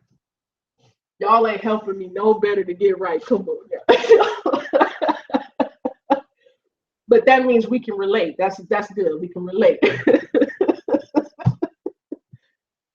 Oh man. Hey, brother Paul is a strong man, boy. He has a lot of these people to deal with. You know what I'm saying? Oh man. Okay. All right. Let's start this section off, y'all, so I won't keep y'all all night. All right. Sexual necessity is sexual desire of the fiance. Information can also be gleaned from the conditions that Paul suggests would lead the fiance not to need to proceed to marriage at this particular moment. Those having no necessity, that phrase, anagke,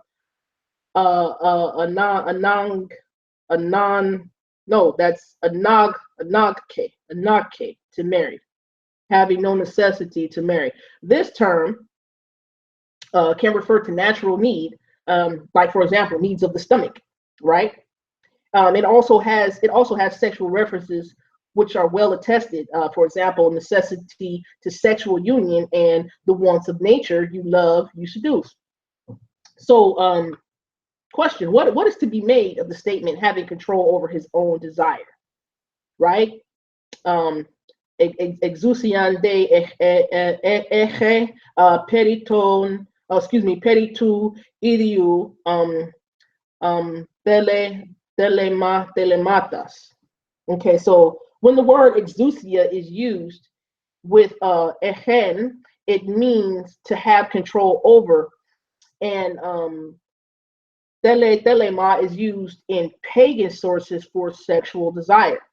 So Paul is therefore referring to the will of the man and is discussing not only marriage, but also the person's own sexuality.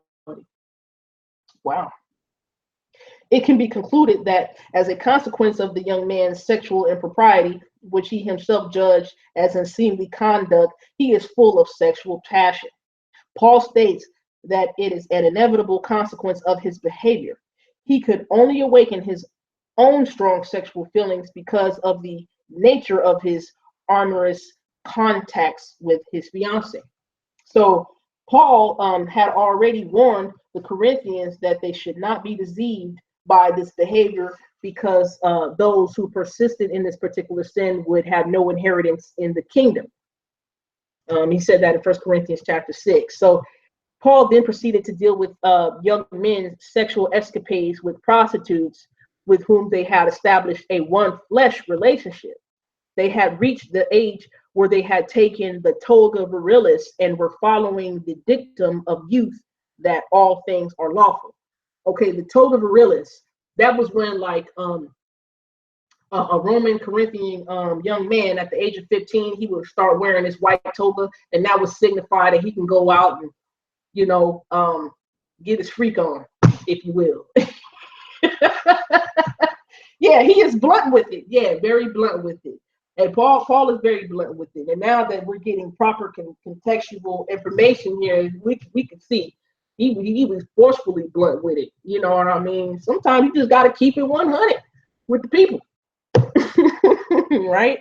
So the external problem mentioned in 1 Corinthians chapter 7, verse 26 had been complicated by the compromising behavior of some, but not all, of the young men. All right? So postponing marriage when some were burning with passion would be too much for them. It's better to marry than to burn. Right? All right. Now we talk about eschatology and youth expectations of this life. So remember when I was saying, for those of you who were here at 1 Corinthians chapter 7, verses 31, it says, and those who use this world as not misusing it, for the scene of this world is passing away. You know what I mean? So Paul's going to talk about the last days of the end times and things of that nature. So we're going to get some historical expounding on that. All right. Before I do that, let me take off the coat. It done got warm in the house. Thank you, Yahweh. Maybe I'm getting warm, bringing out all this information. but I'm all right. It's the second. Woo, y'all having fun? I'm having fun. You know what I'm saying? I love to have fun. Tell people, you know, this walk is not an easy walk, but that doesn't mean we don't have fun. All right. Paul responded by telling them to take cognizance not only of their own individual situations, but also of a worldview that provided a new perspective for understanding the realities of life for married couples. This view was diametrically opposed to that held by their contemporaries in the sophisticated world of Corinth, right? In foreshadowing the criteria by which those involved would have to make up their own minds, he briefly outlines a new perspective for the believers in Messiah decision-making by exploring the difference that an eschatological framework makes to the expectations of life for young people before proceeding to an examination of Christian obligations for both married and single people. So in order to understand the significance of what Paul says, it helps if we examine first the predominant ideological or philosophical view of the nature of the world and destiny of humanity, right? Oh, thank you, sis. Thank you. Much love to you. Much love back at you. All right. Let's see.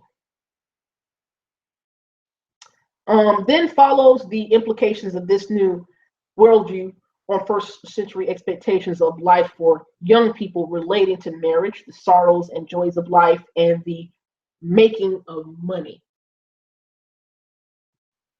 Wow. All right.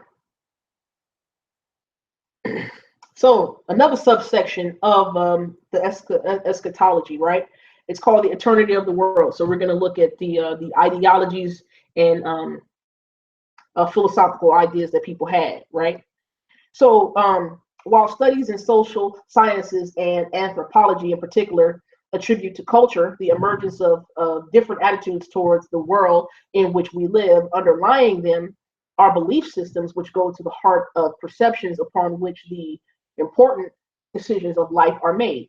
In the city of Corinth, two systems competed for the minds of the believers community. All right. So one of these systems was so ingrained in the thinking of those who were brought up in this highly sophisticated Roman colony, which was the center of Romanitas in the province of Achaia, that it was regarded as ipso facto true, like absolutely true. You know what I mean? The very fact that it's true, right? So in the first century, sophisticated arguments surrounded the issue of the eternity of the world. In Philo's writings, he makes it clear that three traditional views had been entertained in philosophical discussion. And he says some assert the world is eternal, uncreated, and imperishable. Some say that it is created and destructible. Others draw from both of these, right? So according to Philo, the first perception was that of Aristotle, one of them Greek philosophers, y'all. And the second view was supported by Democritus. Now, this name Democritus, I actually looked this up, and it's from where we get our word democracy from, right? Democritus. Did I write that down, or did I not? It's like a governing body of the people. You know what I mean? Governing body of the people. So from this guy named Democritus is where we get our idea of a democracy from, right? So the second view, supported by this guy Democritus and Epicurus and the majority of the Stoic philosophers. So given the nature of the discussion in Philo's important philosophical work, it emerges that a predominant view of his own day filtered down into what a person named A. Dillay had designated the Vulgaritic. That has to do with like love yourself, love your neighbor, things of that nature, right? Right. Okay, so after the collapse of the Roman Republic, the philosophical concept of a lasting world was reinforced by political propaganda, indicating that the commencement of the empire was, in effect, the beginning of a lasting Reich. So now this section is called architectural replication. Watch this, pay attention to this, y'all. Recent studies in social architecture have drawn attention to the fact that town planning and the buildings which comprise a city reflect historical and philosophical values, as well as the ongoing human propensity to impose on life a sense of order which reflects value systems. And this is certainly the case for the Roman Empire. They ardently believe in an ordered world, a cosmos, right? And the systematic planning of their cities and design of their buildings reflected their ideological view of the nature of things. And the very city to which Paul wrote 1 Corinthians is a good example of the replication of the orderliness of the natural world in the plan for this new colony, surveyed and laid out in 44 BCE. Right? The concept was borrowed from the Greeks, who likewise were committed to both the eternity and orderliness of the cosmos. Now, cosmos not only means world, it also means in the Greek like humankind, right? Right. Now this section is called, it's a subsection called personal continuity. So there was an a priori assumption that eternity also rested in the human person, with the ancient doctrine of the immortality of the soul. Now the immortality of the soul came from the Greeks. Y'all can go research that and look that up. But priori is the Greek word, which means it means from before. It's a deductive relating to an argument that suggests the probable effects of the known cause, or using general principles to suggest likely effects. So, for example, it says, if it's freezing outside, you must be cold. You know what I mean? That's priori, and that's where we get our word priority from, right? Okay, so continuity after death was firmly established as part of the Vulgaritic. Okay, The Bulgarific. Actually, let me share my screen real quick. Let me bring something up here. I think I looked this up a little bit here.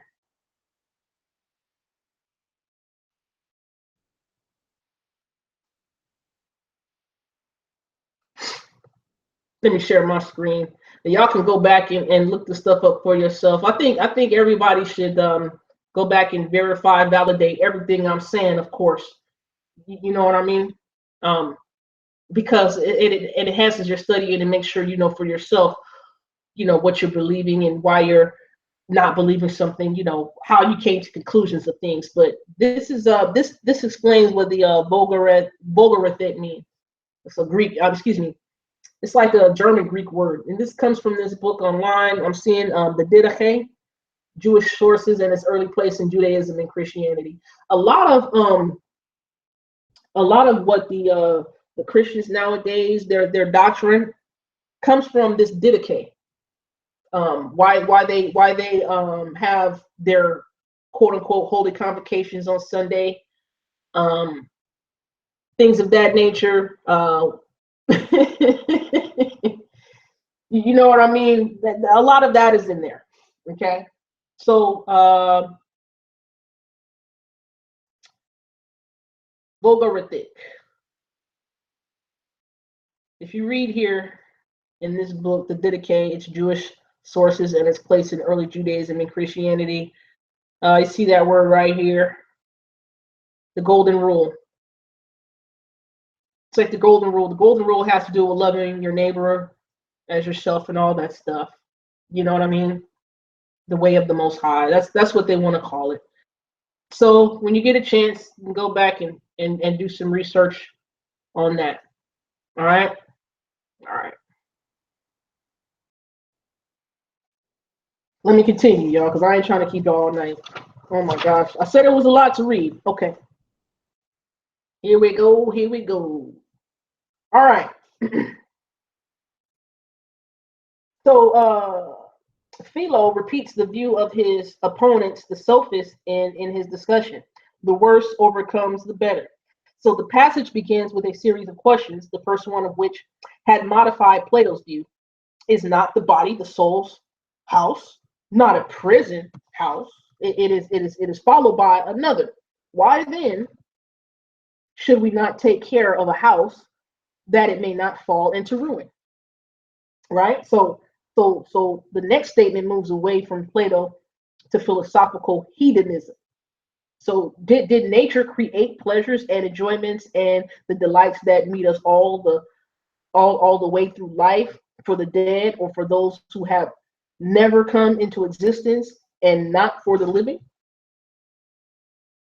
So the questions thus conclude that the lifestyle of this view and that which they oppose provide conclusive proof of the validity of what has just been stated. Those who held a view of humankind contrary to the sophists live radically different lives, and the lifestyles clearly distinguish the philosophical commitment. The despised were Jews, right? So the sophists. If you go back to what is that? Acts chapter 17.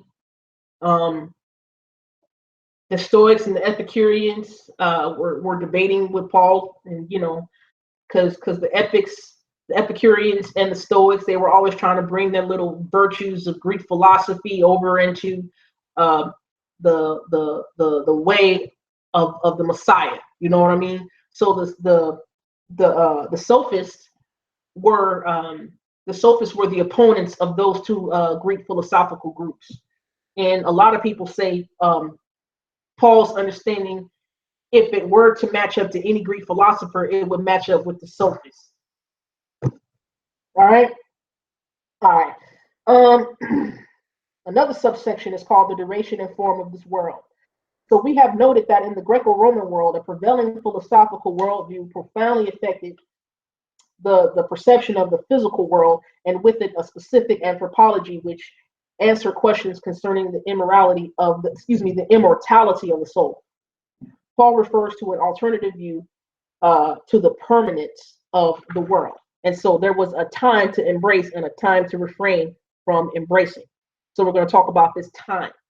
1 Corinthians chapter 7, verse 29. It says, and this I say, brothers, the time is short, so that from now on, even those who have wives should be as though they had none. So we're going to talk about this time. So Paul uses a grammatical construction in this opening section to alert his readers to the importance of what he is about to say.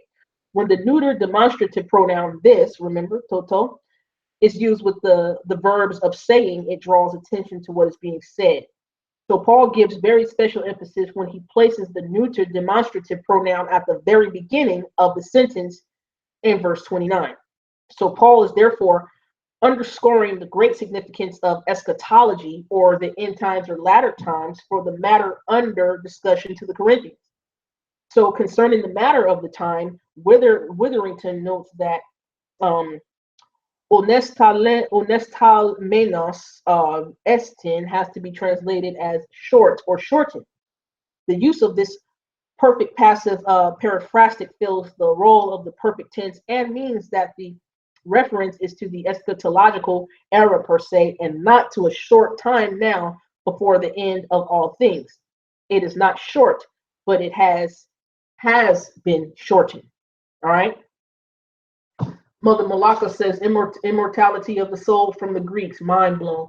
Man, isn't that something? Like when you really go back and dissect and start to peel off the layers of all this stuff, you see how much stuff we've actually been ingrained with and don't even know it. You know what I mean? Immortality of the soul. Like, yeah, like your soul is you, that flesh.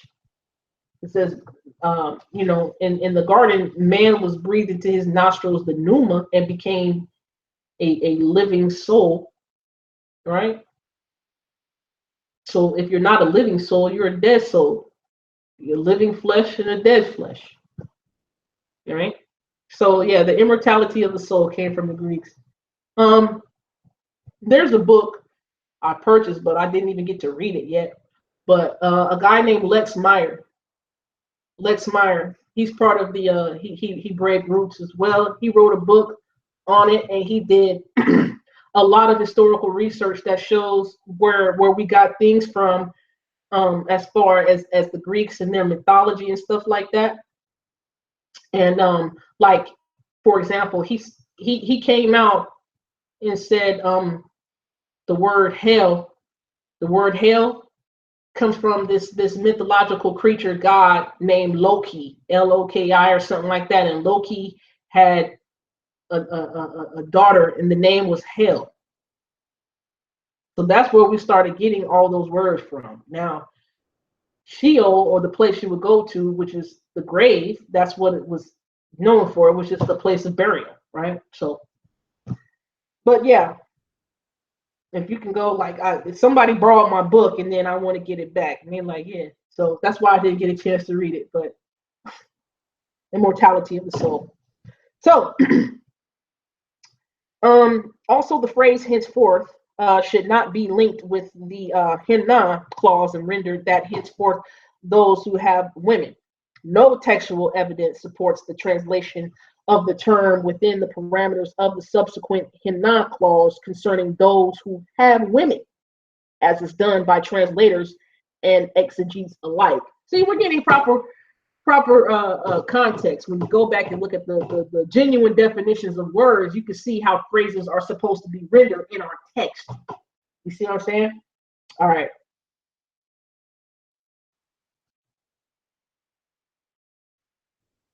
All right. So in this verse, Paul is drawing attention to those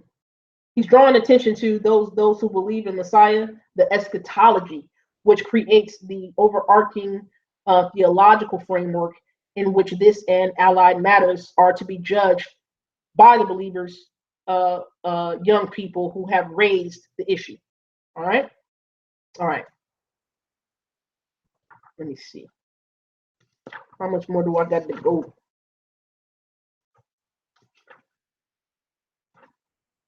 All right. I might need another 40 minutes because this is good stuff. I might. and that's 8:30 my time, 11:30 you guys' time. That's 3 hours. But well, you heard what before, Sis Sapphire? You heard what before? Put it in the chat. Let me know. All right. So we're going to talk about the form of this world. The phrase "the form of this world." 1 Corinthians chapter 7, verse 31. It says, "And those, and those who use this world as not misusing it, for the scene of this world or the form of this world is passing away." All right. So we're going to look at that phrase. Paul's statement in verse 29 is further illuminated by verse 31 and helps to confirm our understanding of his eschatological comments. He explains the reason for his instructions. For the form of this world is passing away. So Paul is referring to a process already set in motion, not one about to begin or on the near horizon. So verse 26 should also influence our reading of verse 29, right? Remember verse 26 said, I think then that this is good because of the present necessity or present crisis that we see, right? That it is good for a man to remain as he is, gives way by verse 29. And this I say, brothers, the time is short, so that from now on, even those who have wives should be as though they had none. So that phrase there, we see it's not short, but it has been shortened. That's what the text should say in verse 29 of 1 Corinthians chapter 7. Let me continue, right? So in the case of the former verse, it has been argued in the previous chapter that the sitz im leben, which gave rise to the question, was the present dislocation in the city itself. And the term dislocation is used to describe social unrest connected with grain shortages. All right, sitz im leben, it means the setting in life, or the setting in those cultural parameters, right? So the present difficulties should not be taken to mean impending.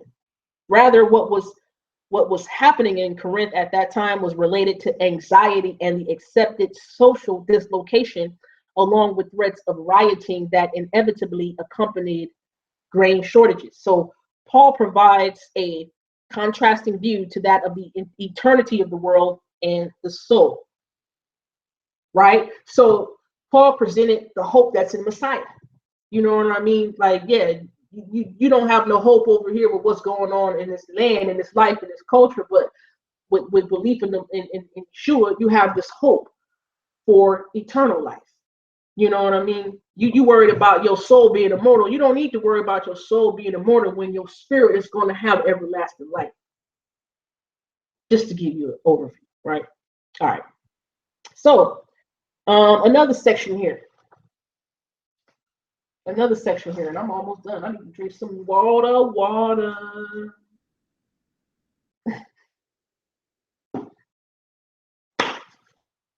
All right, young people. This section is called the expectations in this world. All right, so young people were driven by the value systems and expectations of their secular society, and marriage in the first century was everything, for it secured the much prized Roman ideal of domestic happiness. I just said something that pretty much is profound, because it sounds like that idea is what we're yearning for and looking for over here in today's age, especially over here in America, as far as I'm concerned. You know what I mean? We think marriage is everything. Like, some people think marriage is an accomplishment. I don't think marriage is an accomplishment. You know what I mean?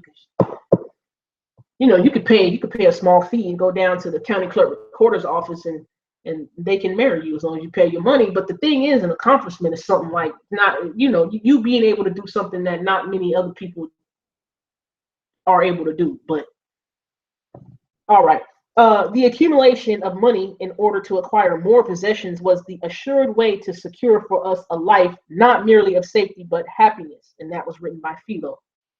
That little phrase, right? Paul's primary concern is not to deny the reality or the importance of marriage, sorrow, joy, or resources, but to indicate that they now assume a relative importance. As with the argument of those who hold to the eternity of the world and the soul and the importance of the pursuit of pleasure now, on the grounds that these things are inaccessible to the unborn and the dead. So, what Paul is saying about marriage in verse 29 is perhaps best assessed in the light of his treatment of the remaining issues in verse 30. So, considering them first is a legitimate interpretative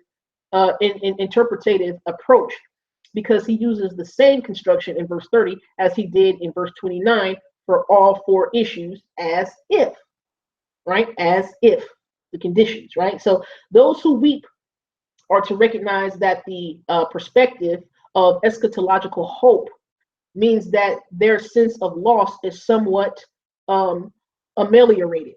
Ameliorated means like a bad situation turned into a good situation. You know what I mean? Right? That's what that means. All right. So, because people's lives do not consist in the abundance of things they possess, securing them cannot be the goal of life. They give no lasting security, and therefore the believers must take a very different attitude toward them because of the eschatological perspective.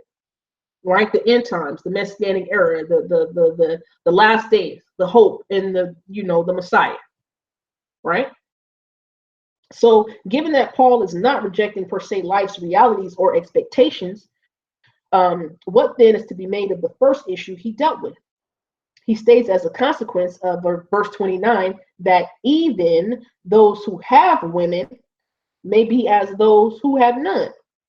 Right? So sexual abstinence is seen as defrauding the relationship and is therefore permitted for only one reason, and that temporarily, right? It must be followed by the resumption of sexual relationships. Paul cannot be suggesting that marriage is nothing. All right? Yeah, I'm almost done, y'all. I'm almost done. That's a lot, but this is good stuff. 3 hours of woo. All right, so to whom then is Paul referring to in verses 27 to 29? In chapter 7 of 1 Corinthians. So the term gune can also, it can refer to either the female gender or a wife, right? Context helps to decide this. So the opening discussion, right, in verse 2, confirms this and refers to a wife. Proper context we're getting now. So Paul introduces another term, and it is suggested that in this case, it refers to the fiance, right? The fiance. So before I go on, in the Torah, once you are promised as a woman to a man, you are betrothed. That is pretty much you're committed to that person. You just haven't consummated, right? So in today's terms, from the French, you have a fiance, right? And people think they're not married because they're calling themselves fiance. That means you're betrothed, and that betrothal was as serious as saying you are already a wife. You're already committed to that person. See what I'm saying?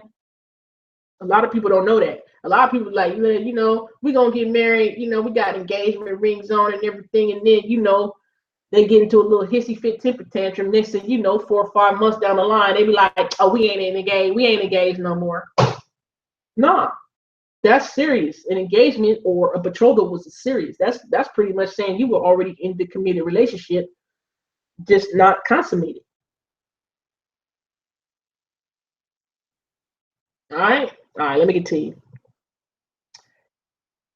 All right. The verse says, "Are you bound to a gune?" Right. He then asks, "Are you loosed from a gune or a wife? Do you not seek a wife?" The term here refers to the fiance, for the argument draws attention to an important reality concerning betrothal. For example, engagement bound the persons together so that they could not break an engagement, but rather had to divorce. Right? So betrothal was then a far more committing relationship than it is now in most societies. Just what I said, right? So they are not to break with their betrothed, and if they are not betrothed at this stage, then they must not proceed to enter into an engagement. And it is true that later Paul uses separate terms in order to make clear that he is referring to two cases, he's referring to two classes of unmarried women. For example, the spinster and the fiance, right? So in the case of the first two, both are expected to care for the things of the Most High, which are described as being holy in body and in spirit. The married woman, right? She has obligations to her husband as he does to her, right? So gune and parthenos, right, are synonymous in this section, right? So the fiance, the word fiance is parthenos in the Greek. All right. Y'all learning a lot today, huh? Basics of biblical Hebrew with Shine 101. Let me continue. So, Paul, he wishes his readers to understand that all unmarried women are included. So he adds, hey, agamos to hey gune, right? So this is further supported when he proceeds to discuss cases where fiancés have not behaved with probity towards their fiancés. Excuse me, fiances. Fiances is the man, fiancé is the woman, right? Right. Okay. And who may now not be holy in body and spirit. Therefore, the conclusion in the penultimate paragraph is correct, right? So Paul encourages the use, but not the abuse of this present life, right? Sorrow and pain were seen as disasters, which took the shine off domestic happiness, which was so idolized by the first century Roman society. Paul enunciates life's expectations and seasons as seen through young people's eyes, but at the same time, he puts them into a Christian eschatological perspective so that marriage will not be seen to be that which delivers everything now. All right? All right.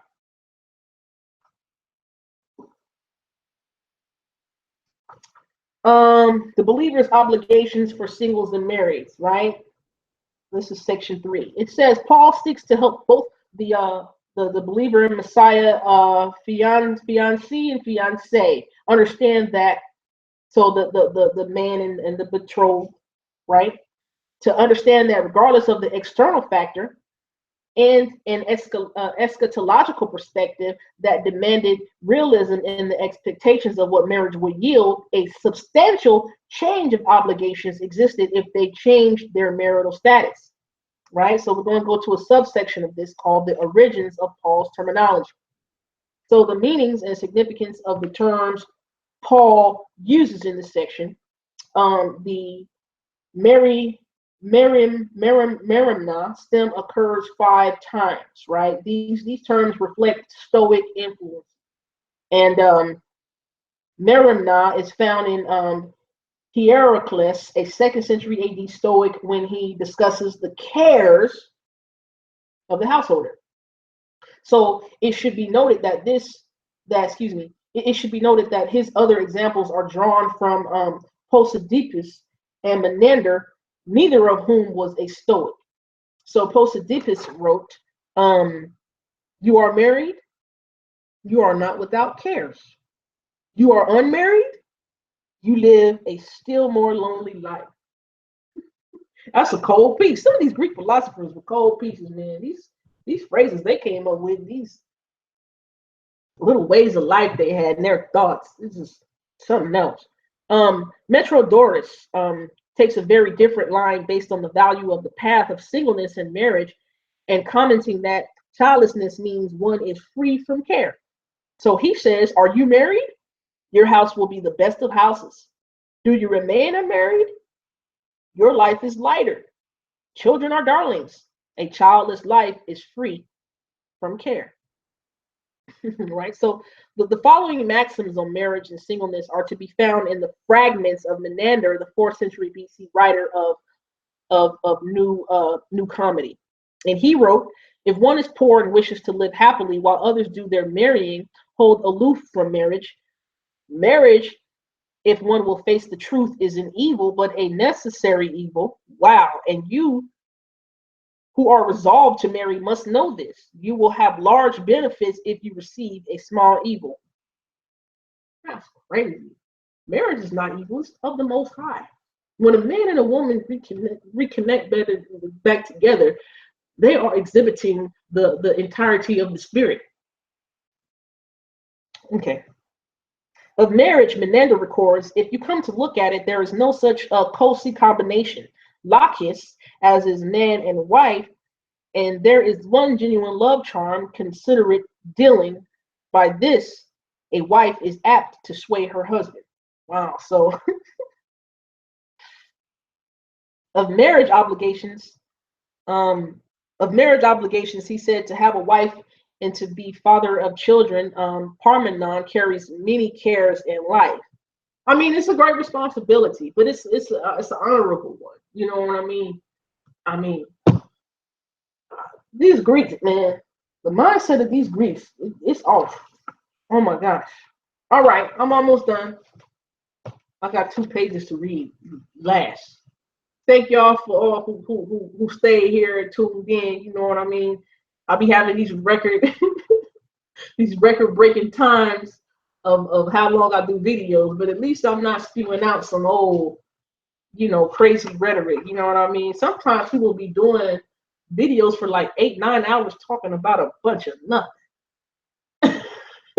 All right, let me continue. So the terms Amerimnas and Merimna are Pauline choices for what mean free from care and mean concern for.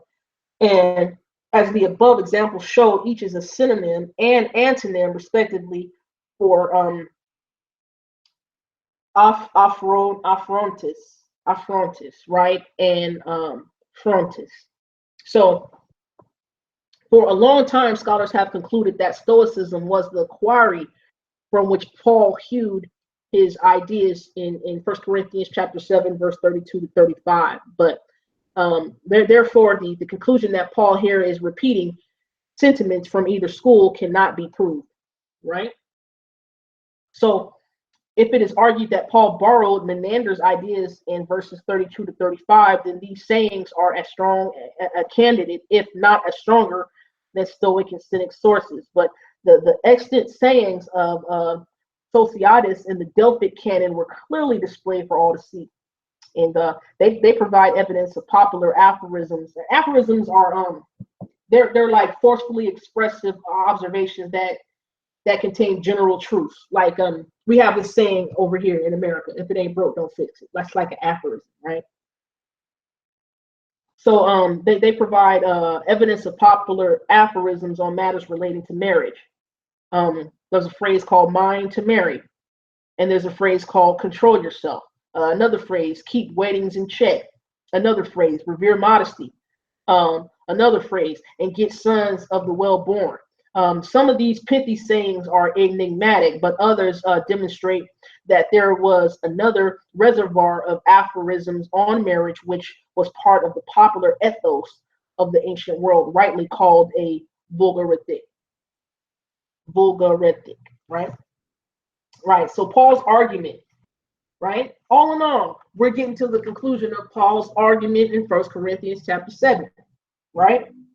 So Paul previously stated that what he said about the difficulties for those who decided to marry at this particular time arose because of his pastoral concern for them in the context of the present social distress, right? The logic of verses 32 to 35, they run parallel to the Cynic position on marriage, because Cynics as well as Stoics who held a Cynic position both oppose marriage in as much as attending to the needs of a marriage relationship compromise their commitment to philosophy, right? So the phrase, "and I am wishing rather that you are free from concern," for example, their concern per se, or their concern at this particular moment, for you to be easy, free from care, right? So According to Moulton and Milligan in 1 Corinthians chapter 7, verse 32, the verb that follows clearly does not suggest anxious care. All right. So in an early edition, Liddell and Scott suggested that the term referred to driving away care, right? Driving away the worldly cares, right? It would seem that Paul was concerned to ameliorate the external problem of the famine, which they have already experienced and had been aggravated by the inappropriate conduct some displayed in relation to their fiancés. Paul lays out the binding obligations, commitments of singles and marrieds. Okay, so the horizon of the single man or woman is to be taken up with being pleasing to the Most High, while the married man or woman has responsibilities to their spouse. For example, how the married person may please his partner. All right. In the following 3 chapters, he spells out obligations which are epitomized in the concluding imperative, and where he says, "Be imitators of me as I am of Christ." It naturally involved the material and spiritual welfare of neighbors, something of a radical new focus, for Roman society was not concerned for neighbors, but advantageous networking. Their responsibility is to their spouses when you're in this walk, when you're in this way, right? Responsibility to one another, you're serving one another in love, right? Right. So Paul concludes by stating, "And this I am saying is for your welfare, and not to place a restraint upon you," right? He expresses what he believes is appropriate given the present distress, but for what is seemly and devoted and waiting upon the Most High without distraction. Paul deals with a case where it is not possible to wait and affirms that it would not be sinning to proceed with the marriage, even though deferring is the best option, right? So if the married had written about the suspension of conjugal activity, which in Paul's view formed the essence of marriage, then it was only natural that those contemplating the state of matrimony should raise the appropriateness of proceeding with the consummation of their relationship. Paul's response placed the decision not only in the eschatological framework, but also in the context of the issues of believers and marital obligations, as well as the assessment of the relationship of individual fiancés with their betrothed, right? It was an external problem, the shortage of grain, the famine in that time, right? Somewhere around 51 AD, right? It was an external problem that caused uncertainty and social unrest. It was further aggravated by inappropriate sexual intimacy on the part of some believers' fiancés, the men, who had good reasons to pause and ask Paul whether they should not now marry in spite of the difficult times Corinth was passing through. So that's the end of it, you guys. So we understand now that Paul, in that time, was dealing with a society who was going through a grain shortage and famine and rioting and things like that. So the new believers in the Most High Yahweh and His Son Yeshua, they had a concern about, having sex, which could produce children, and having children at that day and that time in that distress of famine. They was like, you know what? How are we gonna be able to take care of and feed our children? You know what I mean? Also, the famine produced in their mind, what they remembered from being taught about the Gospels, about, earthquakes and famines. You know what I mean? Earthquakes and famines was supposed to be a sign of the second coming. So they thought they were in the last days or the eschatology or the end times. So they was like, man, why go ahead and have sex with, which could produce children that are pretty much not going to be, in their mind, they think the children are not going to enjoy the world, because to them the world was coming to the end in the Messianic era, and Yeshua was coming back. You know what I'm saying? So I hope y'all enjoyed this. I'm gonna end this with saying I hope you were edified. I hope you were blessed. This gives us a better context of what Paul was saying to the married couples. You know what I mean? In 1 Corinthians chapter 7, because a lot of people like, oh yeah, well, if you just got an unbelieving spouse, they just don't believe, you just, you just leave them. I'm like, man, they didn't want to leave just because. They didn't want to leave for any of your reasons. You know what I mean? they were contemplating these things in their mind because of the present distress that was happening in that day. You know what I mean? The people had a genuine concern. All right, and the concern was not about you know, a woman not washing the dishes or cooking every day. You know, the concern was not about, oh, the man is not coming home with enough money, or the man is at home playing video games all day, so I gotta stop marrying him. You know what I mean? Or you know, things, crazy things like, you know, we tend to have spats and argue about today. They wasn't contemplating divorce off of that. They wasn't talking about, oh, my man left me for these Hebrew Israelites over here. You know what I mean? This the First Corinthians 7 was not about that. They wasn't divorcing about some spouse going over to some religious faction. You know, whether it be Buddhism or Islam or, you know, Sikhism, whatever. You know what I mean? They wasn't arguing over that. So when somebody wants to try to insert that into First Corinthians chapter 7, you give them this video. You know what I mean? Give them this video.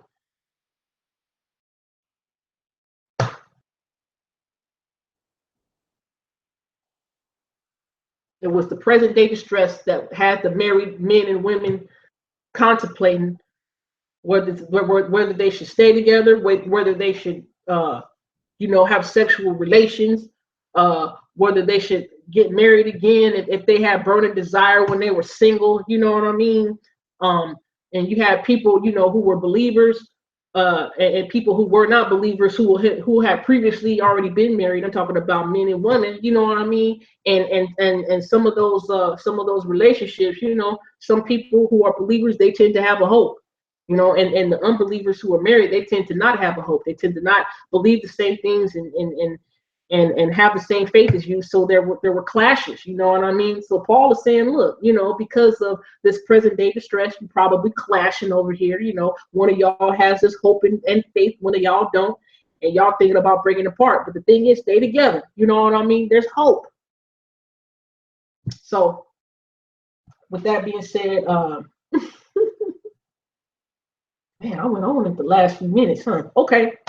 So if nobody has any questions or concerns, I want y'all to have a good rest of your Shabbat, your Sabbath.